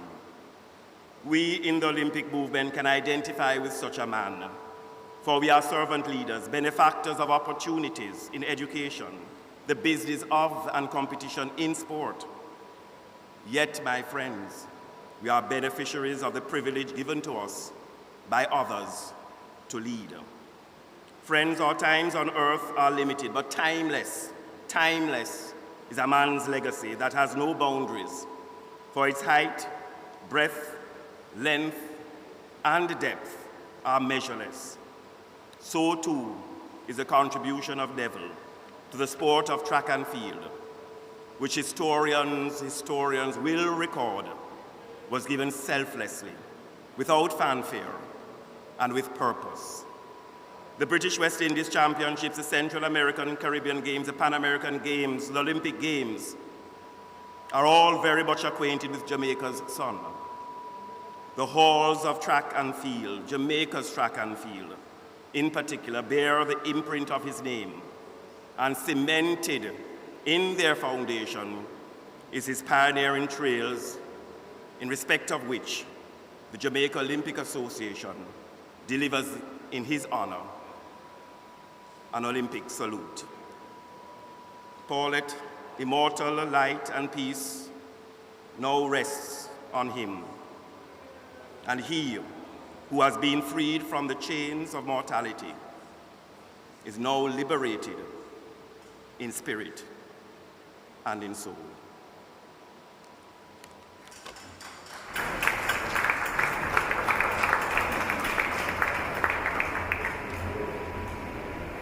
Thank you so much, Mr. Christopher Smoda, representing the Jamaica Olympic Association as president. Now, we've spoken about the Black Power salute and the fact that the black undershirt worn by John Carlos belonged to Neville Myton. So he became a part of that most historic moment in sports, politics, and culture. Gentlemen, could you kindly sort this out for me, please? Another little known fact is that Carlos has a Jamaican mother, so he's an athlete whom we can claim. Neville graduated from San Jose State University in 1971. While there, he had an outstanding collegiate track career, never losing a dual meet half-mile race and helping San Jose State University to their only NCAA Division I track and field championship in 1969. For these accomplishments, he was enshrined in the San Jose Sports Hall of Fame in 2016. Let's look now at some video tributes from those who competed with him while he was at San Jose State University in California. We speak of John Carlos and Al Harris. I would like to acknowledge the celebration of life of a dear friend, a brother, an associate on the field of athletics, a classmate, a fellow Jamaican, humanitarian. I remember Neville as always having that bright, radiant smile, always having his hands turned up, showing his palms, showing how humble he was, how he was so interested in bringing the light and the love to all of the individuals that he met. Neville, you're like a hole in my side, man, that I can't fill. But I know we'll meet again somewhere, somehow, some way. You're gone in the flesh, but you will never leave in the spirit. I'll always love you, brother, and I'm sure we'll cross paths again. God bless. Paulette, Al Harris here, in the Myton family, and his friends around the world. What a person, what a light. As a member of the 1969 San Jose State NC2A championship team, he was an anchor there, not just at the meet, just getting us ready for that meet. I'm so blessed to come back together as they took that team into the Hall of Fame at San Jose State. What a statesman. What a man, what a giver. Sorely missed. Again, blessings to all. Al Harris for the Neville Myton family.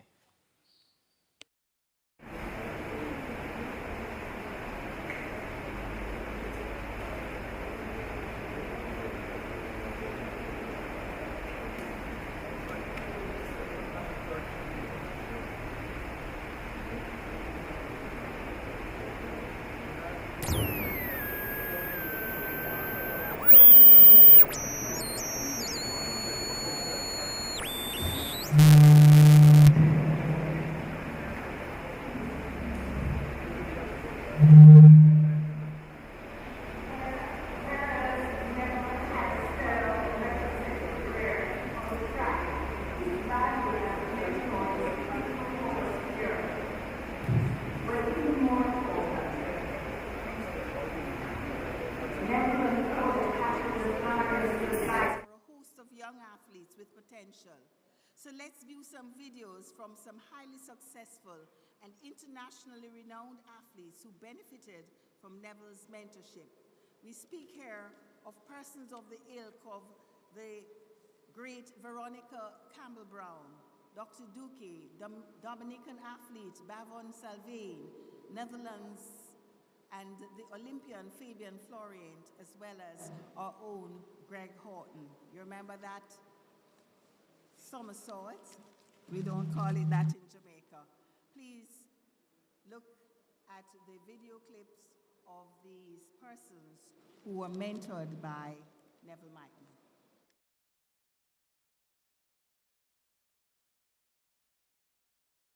Mr. Neville Myton, sir, as I often called him, was like a father to me and many others.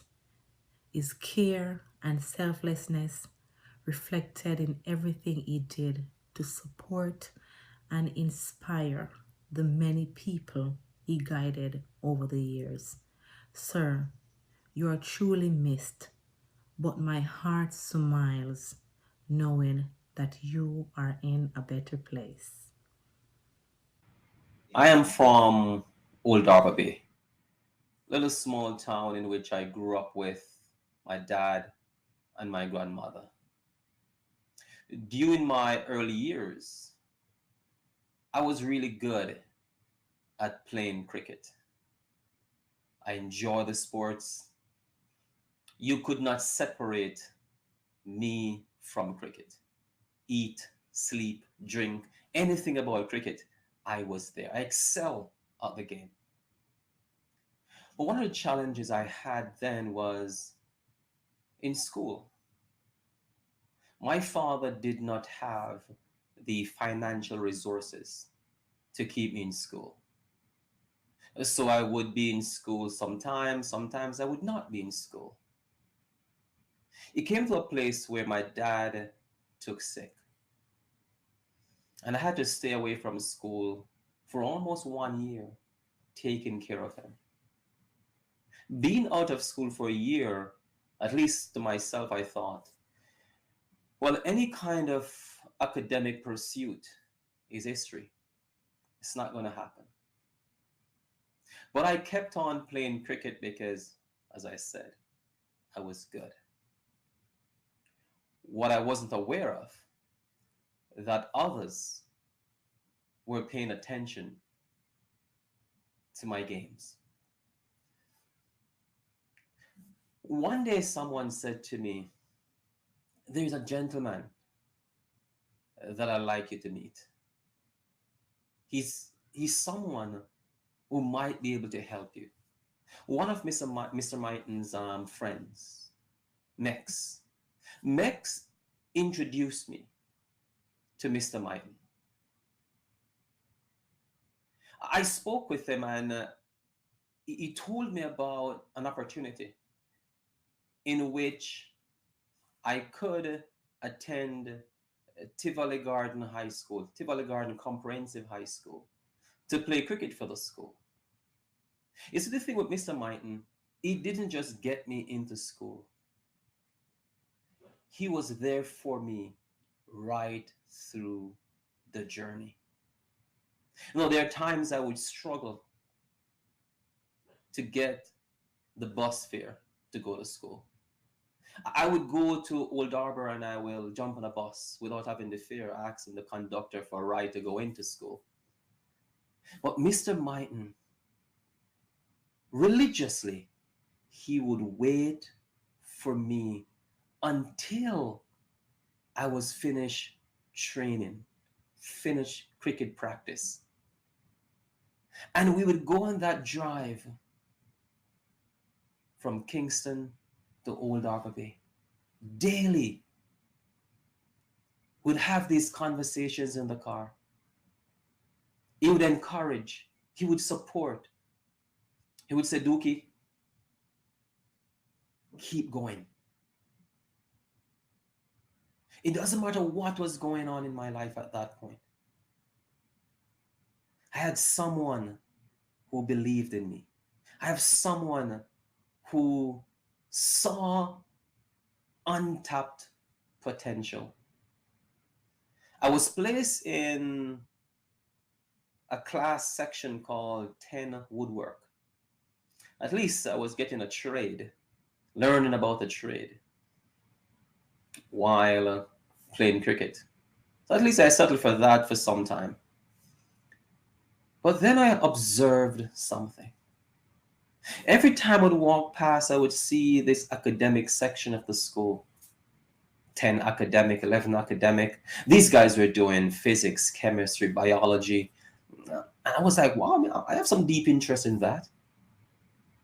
I knew to myself, even though I've missed a lot of years in school, at this point when I was actively, I should have been graduating from high school already. So basically, I was one of the oldest students in the school. Now I saw these students and I was saying to myself, you know what, I can do this. I can pursue academics to the highest level. I can do the chemistry. I can do the physics. I can do the biology, the geography. I can do that. Mr. Myton pushed for me to get in that class. He supported me 100%. He was not only concerned for me in terms of my ability to push through with cricket and to be the best cricketer and to excel at cricket. He saw more than just that. Eventually, finished those 2 years, and I went on to Northern Caribbean University in Neville to take a bachelor's degree. Eventually, initially I went there to do a degree in engineer.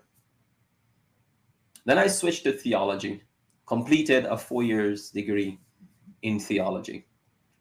Eventually moved on to Canada, where I did 3 masters. And from my 3 masters, I worked as a pastor and a therapist in Canada for some years. Eventually moved on to get my doctoral degree in clinical psychology. I'm sharing this to encourage someone, but also to keep the memory of a hero, the memory of a mentor, the memory of someone who made a difference in my life and in the lives of many.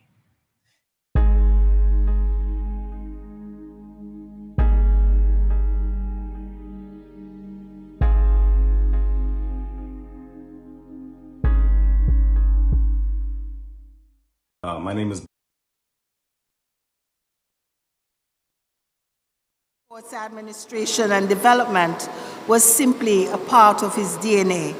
Here to speak about Neville's contribution to the development of track and field in Central and South Jamaica is Dennis May. Is Mr. May here? And as soon as he's through, Mr. Clyde Gerardini,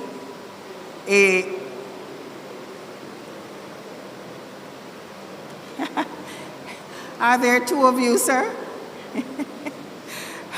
Please make them welcome.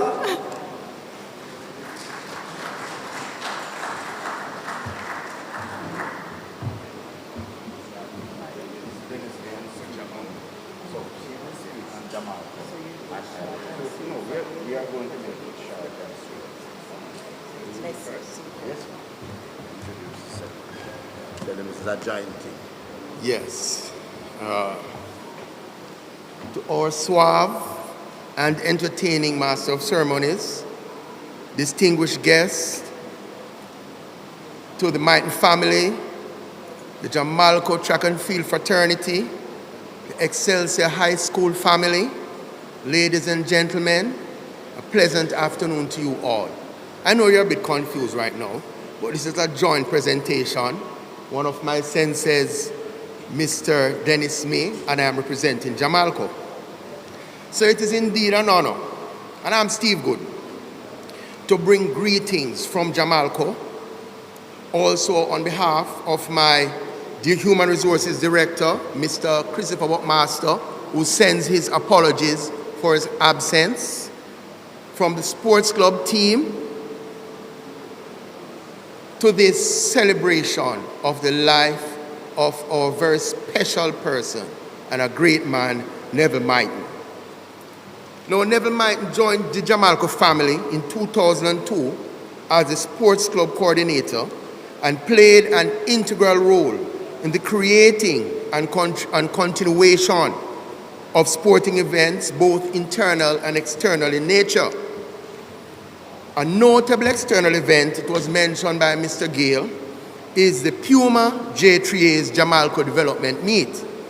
Now, this meet was founded by 3 gentlemen, none other than Dennis May, his dear friend and visionary, the brilliant coaching mind of Oliver Haywood, and the very energetic Johan Scott. And that was founded in 1992. At the time, it was the Jamalco Development Meet. Now, with the inclusion and spice of Neville Myton, it grew to its current name, the Puma J3A's Jamalco Development Meet. Mr. Gale mentioned a very important component was the honoring of our past Olympians, some of whom were unknown to even myself and the younger generation, and a very special component that was.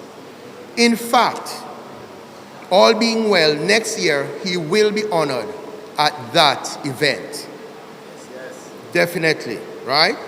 Now, Mr. Myton really believed, along with his dear friend Dennis May, in the development of youth through sports, and played a pivotal role in the early developmental years of accomplished athletes such as Simone Facey, Veronica Campbell-Brown, to name a few. For Neville Myton, this day of celebration chosen, befitting the role of father that he played in the lives of so many. Happy Father's Day to you, Neville. I will say a quote to summarize everything that everyone has said here. And we all know it. Heights of great men reached and kept. It was not attained by sudden flight, but they, while their companions, wasted away time on Facebook, wasted away time watching Netflix, wasted away time on Instagram, were putting in the hours on the field, putting in the hours in the field of study, both day and night. Success is not an event. It is the sum total of small things done well every day. It is indeed a prevailing attitude. Neville Myton, the Jamalco family celebrates and honors you. I celebrate and honor you. We all celebrate and honor you. My sensei, my friend, well done. Thank you.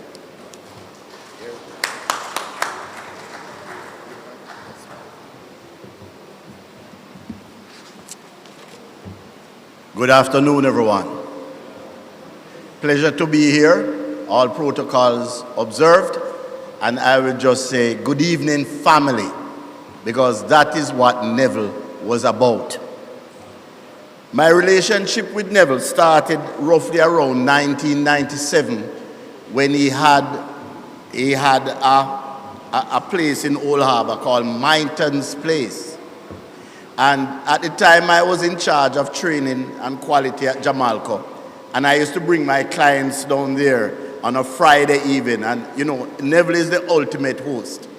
So that is when the friendship started. When I was leaving Jamaica in 2002, I was a human resource manager at the time. And I had decided to resign because my daughter was diagnosed with autism. And I decided to leave to look about her care, not knowing what's happening. And I was asked, I was a human resource manager, but the president of a sports club. And I was asked, who will replace you? And I think it was you and Scott who asked, and I said, I can only think of one person, Neville Myton. And so they didn't even interview Neville. They just appointed him to be the head of a sports club. And we had dramatic changes. He was the first person who brought cricket at a certain level to the sports club.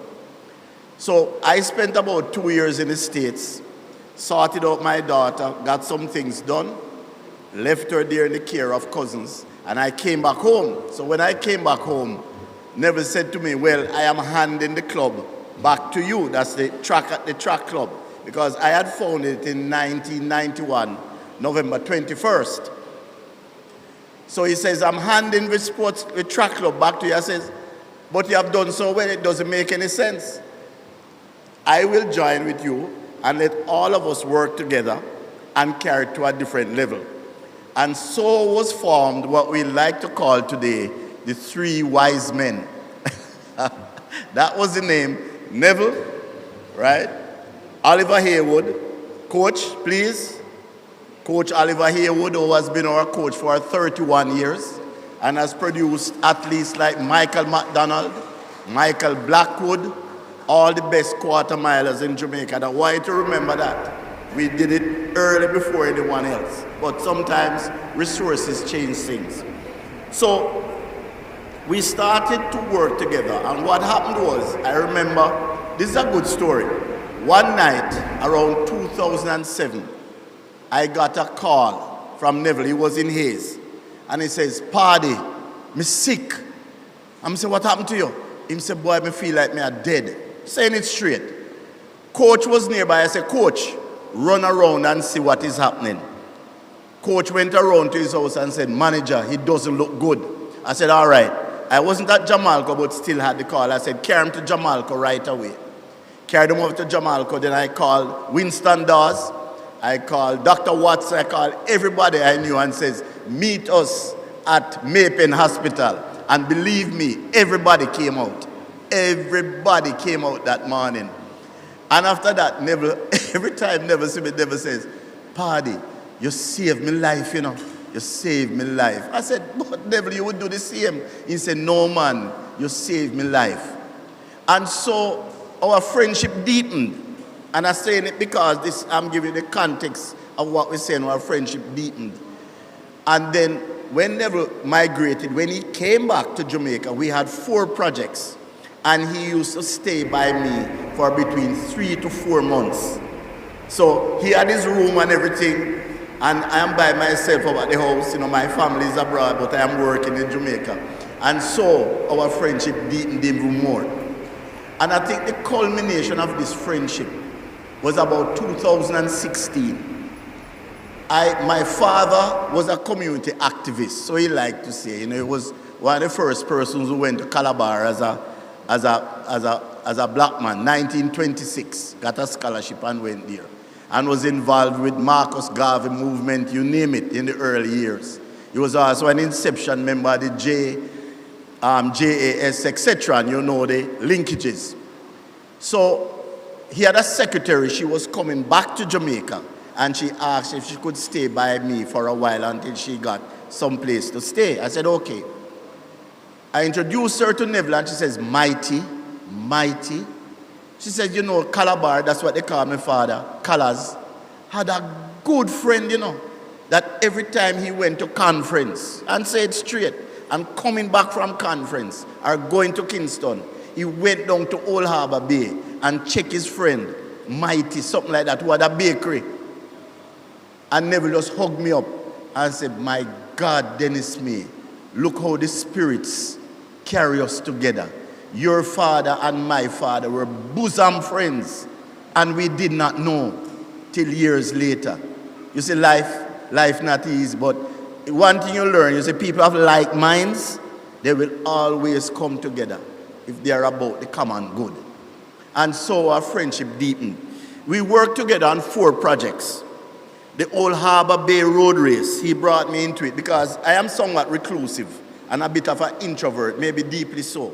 But Neville knew how to get me going because I can organize. That's what I do well. So the Old Harbour Bay Road Race, we restarted it in 2013. It was there for 20 years. They had a hiatus for a while. And initially, the J3 and other persons were involved, Jack then Friends of Old Harbour. And then we included Evergrow for 3 years. But the relationship with Evergrow stopped for a very simple reason, and Mr. Kess Miller said what it was. The owner of Evergrow wanted the race to finish, go through Old Harbour and finish up by Red Ground. And the Old Harbour crew said, no, not passing the train line. And that was it. So, oh yes, okay, thank you. All right, so we had that. This year we sponsored in Old Harbour Bay for 200,000, and this is money from Friends of Old Harbour. We're doing it again every year for 3 schools. Now, the other project was the Karl Marsh Awards for Excellence. We hope to resuscitate that again because, you know, due to the pandemic, we have not had it. The third one, of course, is to continue with the Jamalco track meet and the honoring of athletes, Olympians. And we have some persons here who have been honored. You know it's great work. We still need to continue it. And the 4th project, which we still hope to continue, is the World Athletic Day. We were the ones who hosted it for about 5 to 6 years in May.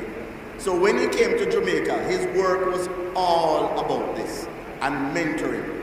I'd like to say his work lives on because his words lived on. 2 things he always said. If you only believe, if you only believe. And he always said, it is there for the ones who want it the most. It is there for the ones who want it the most. Stay in your lane. Thank you very much.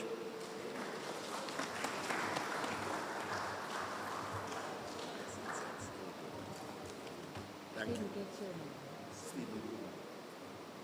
So, let me stay in my lane, but I have to say thanks to Mr. Stephen Gooden from Jamalco and Mr. Dennis May, who knew Neville Myton so very well.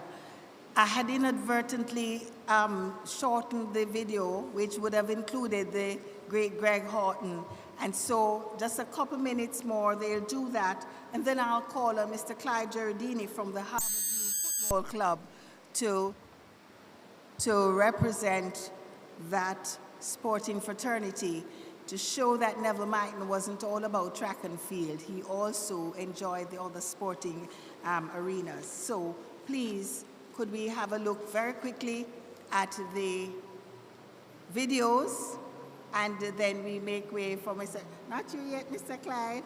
We're going to watch the video first, my darling, and then you come up. Excelsior again, yes. Sylvain, former athlete of Commonwealth of Dominica, mentee, close family member of Neville Myton. You know, as we're all gathered here today to celebrate his life, it's just been over a year since he's passed, but you know, when I think of this great man, as you can see, I'm exuding a smile just from the, you know, the memories and the time shared and spent with him. First off, thank you to Paulette Myton, or Auntie P as I should call her, for the opportunity just to express myself today and, you know, show my appreciation for what Neville meant to me. You know, we're all aware of his accolades and, you know, his accomplishments in his life, his charity contribution, mentorship, and just his impact on the community. You know, impact that's going to stand the test of time, and obviously a year later, hence why we're still celebrating his life and all of his achievements that's been cemented here on this earth. When I think of Neville, I just appreciate him for not only the role that he played in my athletic career, you know, me being able to compete on nationally from my home country, you know, being a great mentor, providing, you know, all of the coaching ability to where it, you know, it led to some of my accomplishments is qualifying for championship. But what I appreciated the most was just the personal connection that we had, more so him playing a role as a father figure, you know, always sharing that wisdom from, you know, a life that he lived. And, you know, just always wanting to see others do well and exuding that positivity. Always had a great smile. I recall every time going over their household, there's always some good music blasting in the background, specifically Barris. And, you know, him just dancing away. And the one thing another thing I should say that I could always lean on him for is just having a great conversation. He was someone that always, you know, lived life by examples and was never afraid to share his experiences and wisdom onto others. So people like myself or, you know, the others that he had, you know, contact with in his relationships could go on and, you know, take that positivity and do great things. He always motivated you, spoke highly of you. If he, you know, believed in you and, you know, indirectly, you confidently believed in yourself. And that's one thing I could always appreciate, even up to, you know, the recent moments up until, you know, his passing. He still showed that unselfishness where I would, you know, just call to check on him. And he's more so concerned about what's going on with me in my corporate life. So when I think of Neville, I know he's looking down on us. You know, he's probably up there, you know, smiling, dancing, just being proud, showing that nice, great smile of all of the lives that he came into contact with, knowing that we're upholding all of the words and things that he shared with us and living life in our best image and reflection of the relationship that we share with him. So again, thank you. It's a celebration of life. Neville, Patty, we miss you, we love you, and thank you, everyone. Bye-bye. Fabian Flora here for special tribute to Mr. Neville Myton, aka Paddy. I'm two-time NCAA All-American, two-time European champion, clubs and teams. I'm the best triple jumper in the history of the Netherlands, and I am a 2016 Olympian in triple jump. Paddy played a very important role towards my success as an Olympic athlete. From the moment I moved to Florida, from Missouri where I went to university, Paddy was there for me, supported me. He was my mentor, and I could consider him my father. Not only on track, but also off track. He always provided the best advice for me on how I should prepare myself mentally and physically to be the best version of myself. And I'll be forever appreciative for that. And I could say that most of my successes that came from after meeting Paddy was from him giving me the best advice possible. I'm very thankful for everything that he has done for me in my life. And, you know, may his soul rest in peace. I think about him as often as, you know, every day. And yeah, I you know, I'm lost for words, but I'm just very thankful. Paddy, and if you can hear me, rest in peace, and you're always on my mind. God bless. Take care. Dr. Gregory Horn here, three-time Olympic medalist and world champion in track and field. It is an honor and a great privilege to be able to talk about my mentor and my friend, Mr. Neville Myton, or I should say the Honorable Neville Myton. And the first time I met him was in 1992 when I won the boys championship, and he awarded me the championship medal. I did not know who he was at the time, but 2 years later, I was officially introduced to him by Dr. Arthur Williams. And it was almost like love at first sight, because once he started to share his story with me, I knew from the beginning that I wanted to be a man just like him. I can tell you about Neville Myton that he never imposed his will or his way on anyone. I remember when I was at my lowest point, I wanted to make the 1996 Olympic Championship, and I finished fourth. And he took me up from off the ground, and he said, "You are better than this. Your time will come. Just be patient." I love that man because he cared about me. He cared about the people that he met. I will always remember him for the good things that he had done for not just me, but so many people in this world. He will always be missed. And I just want to take the opportunity to say, Neville Myton, you are a great man. You're a special man. I love you. I will always love you and your family. And I pray that God will continue to guide over your family. God bless you and your family.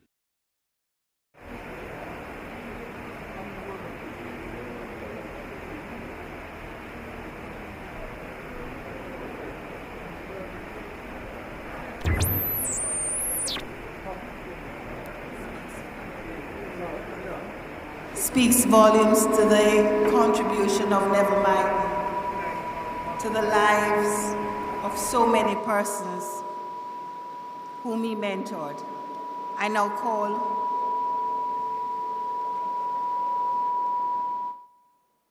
on Mr. Clyde Gerardini from the Harborview Football Club to bring us greetings. Please make him welcome.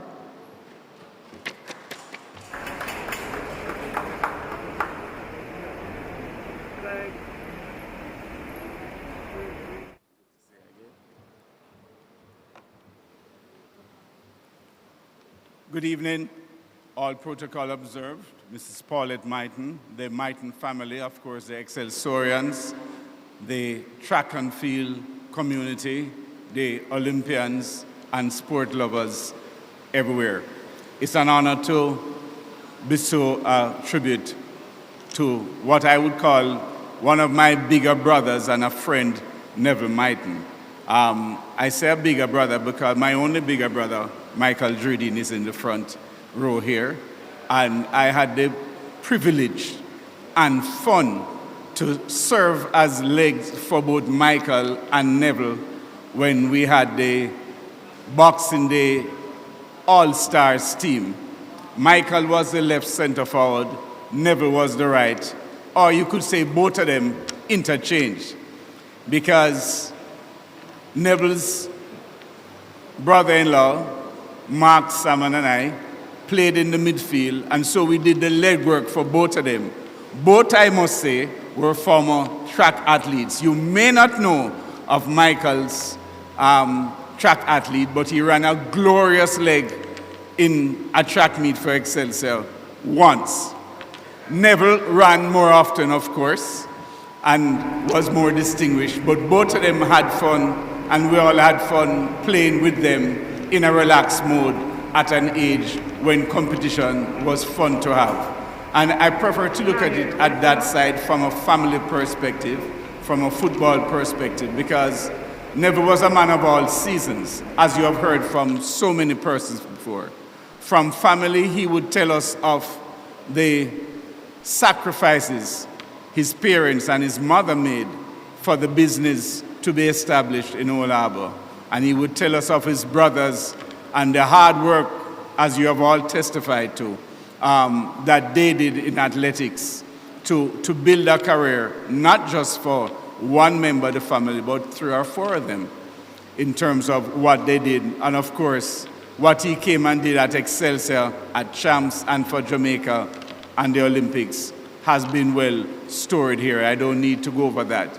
I'm going to tell you, though, that of 3 occasions that he delved into football in official capacity, when he lived in Harborview on Fort Unity Drive, just up the road from where our family lives, I got to know him a little better. At that time, I was playing for the Harborview Football Club. And he would come and help out in any which way he could, lending advice, and he started to teach us things that we weren't aware of.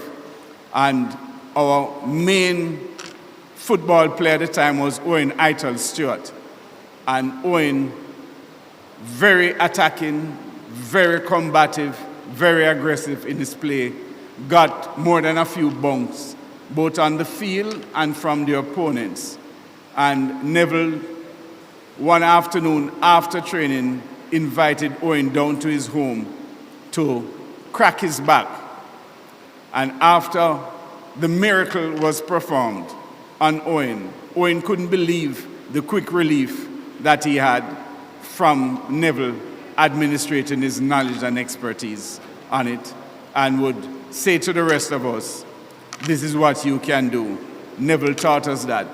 Neville went a little further in not just looking at the heart and the soul of the player and what the obvious parts was. He started to develop techniques and training styles as a physical trainer that would get you to strengthen the neck muscles, because the footballers didn't think it was important. But he saw the importance of it in the technique in heading, in strengthening not just the back but the posture, to get the head upright, to get the eyes out so you could see what was to be done, so you could effect what your eyes could see by strengthening the neck muscles. And that was the angles, the variation, and the depth of the man that he brought to all aspects of sports. And I dare say, it may have been mentioned before, at the time he also delved into the Sunlight Cup and coaching the Tivoli Gardens team to victory in the Sunlight Cup in cricket, while he also did, of course, the obvious in athletics. Neville went on to return to Harbourview Football Club in the physical capacity as a coach and a trainer, and then with us in December 15, 2005, was a part of the history-making event at Railway Oval, the home of Tivoli Gardens, that was also close to him. The Caribbean Club Championship was played for the first time in Jamaica between two Jamaican clubs, Harbourview Football Club and Tivoli Gardens. Harbourview won, fortunately, on that day, but Neville celebrated for both sides in Tivoli Gardens, again as a part in the official capacity as the technical trainer and conditioner for Harbourview. He then, as he has done, went overseas, and we kept in touch when he was in Toronto, because almost every year I would visit Neville and other family in Toronto. And of course, we'd always link up there and go to football matches. And when he returned, the third time to Harbourview, he then brought Dennis May, who just left the stage here, with him as part of his team, this time to pass on the knowledge to the next set of young football coaches who were in Harbourview Football Club at the time, people like Fabian Taylor, Donald Stewart, and Ludlow Bernard, who are there now. So for that aspect, we just wanted to bring a little bit more insight to what Neville has done and continues to do. He forever will be a part of Harbourview Football Club and the sporting fraternity. Thank you, Neville Myton. Thank you, Paulette.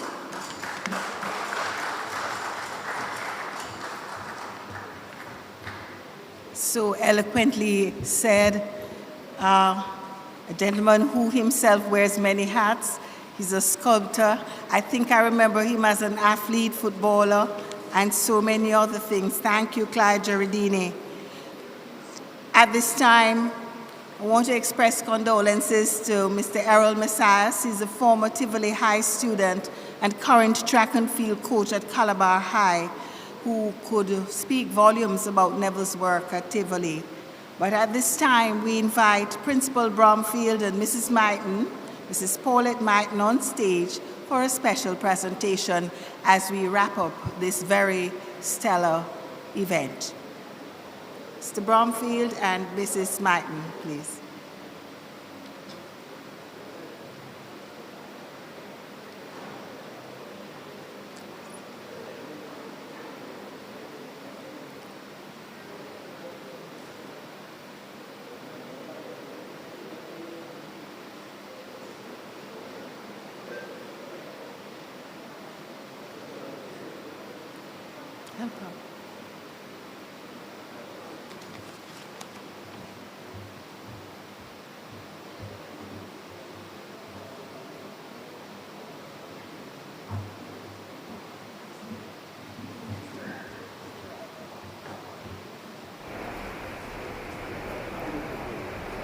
We now make a special presentation of a special heritage plaque to honor Neville Myton. And this plaque is from Dash Athletics and the Excelsior High School.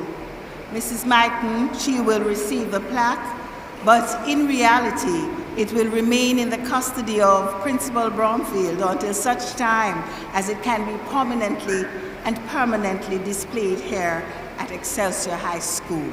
Please make the presentation to Mrs. Myton. Sir. Kodak moment, a round of applause, so richly deserved. Sir, you whispering or you want the mic?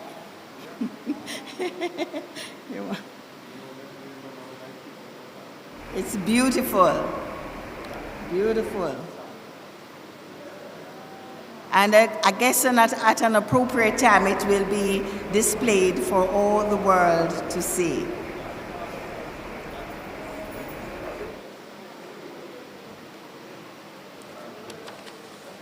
I now invite Principal Bromfield, please. Could Mr. Giardini please assist Mrs. Myton? Hold on, ma'am. Don't want a thing to happen to you. Good. So, Mr. Bromfield will now offer the vote of thanks, and we make him welcome again.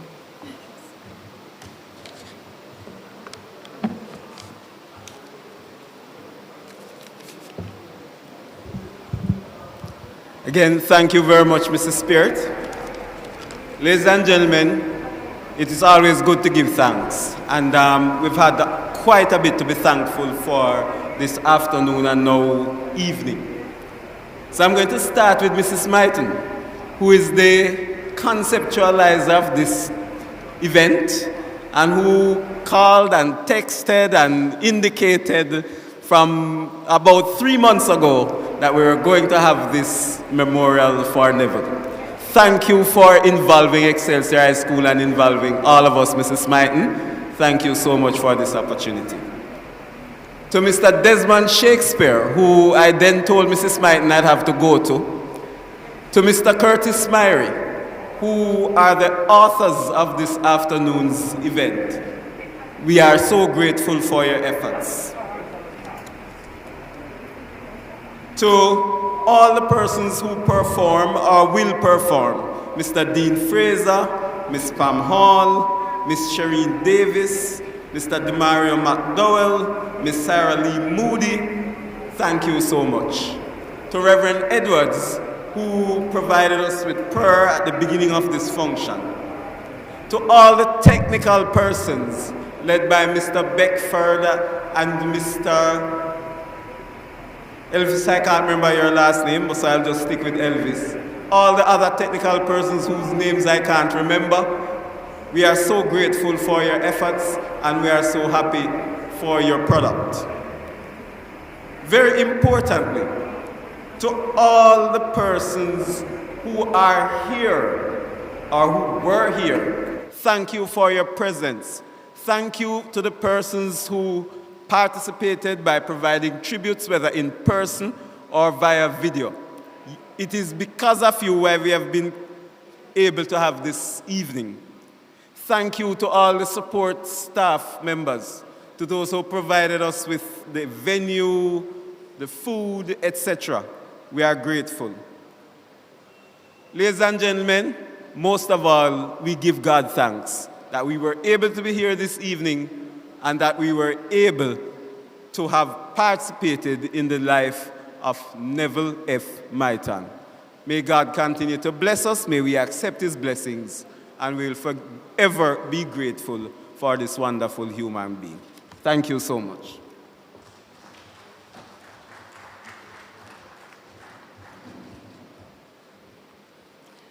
Thank you for thanking us, Mr. Bromfield.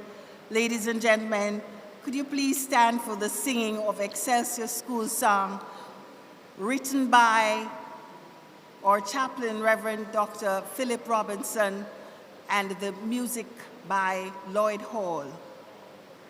This will be led by Excelsior High past students Demario McDowell and Sarah Lee Moody, who are right here. Please stand for the singing of the Excelsior School song.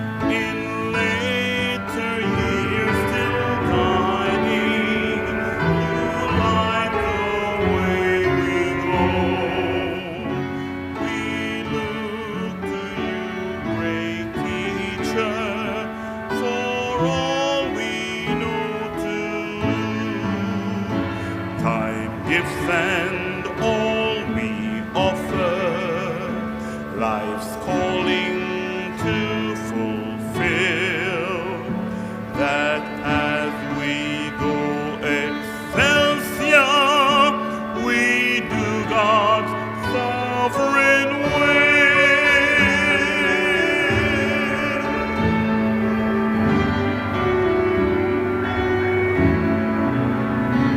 Lord, now we ask your blessing, as in your care we find, or learning and or serving, or fellowship of mind, arise within your nation, a flicker turn to flame, Excelsior's faith in duty, and luster to its name.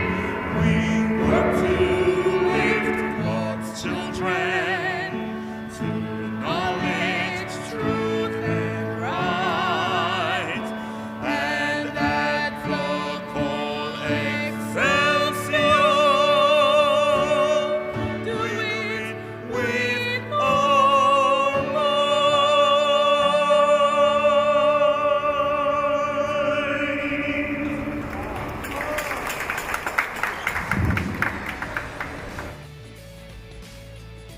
Some young people would say rich.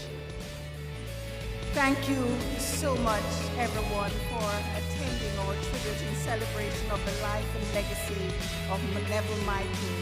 Now go forth in your little corner of planet Earth and do likewise.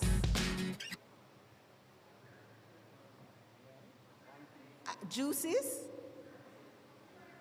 Oh, you're invited. The family and Excelsior High School, they are inviting you all to share in the repast. Thank you so much. I think the principal has something to say. Could you hold on, please? I know you're tired. Please forgive me, I'll be just half a minute. Sometimes I still fail tests. So in my giving thanks, I had the first person on my list was the chairman for this afternoon's proceedings. And perhaps it was nervousness, but I'd like all of us to give a hand to Mrs. Alison Peard, who has made this evening the evening that it has been. Thank you so much, Mrs. Peard, for everything, from the poems to the seamless progression of this program. We are eternally grateful to you. God bless you.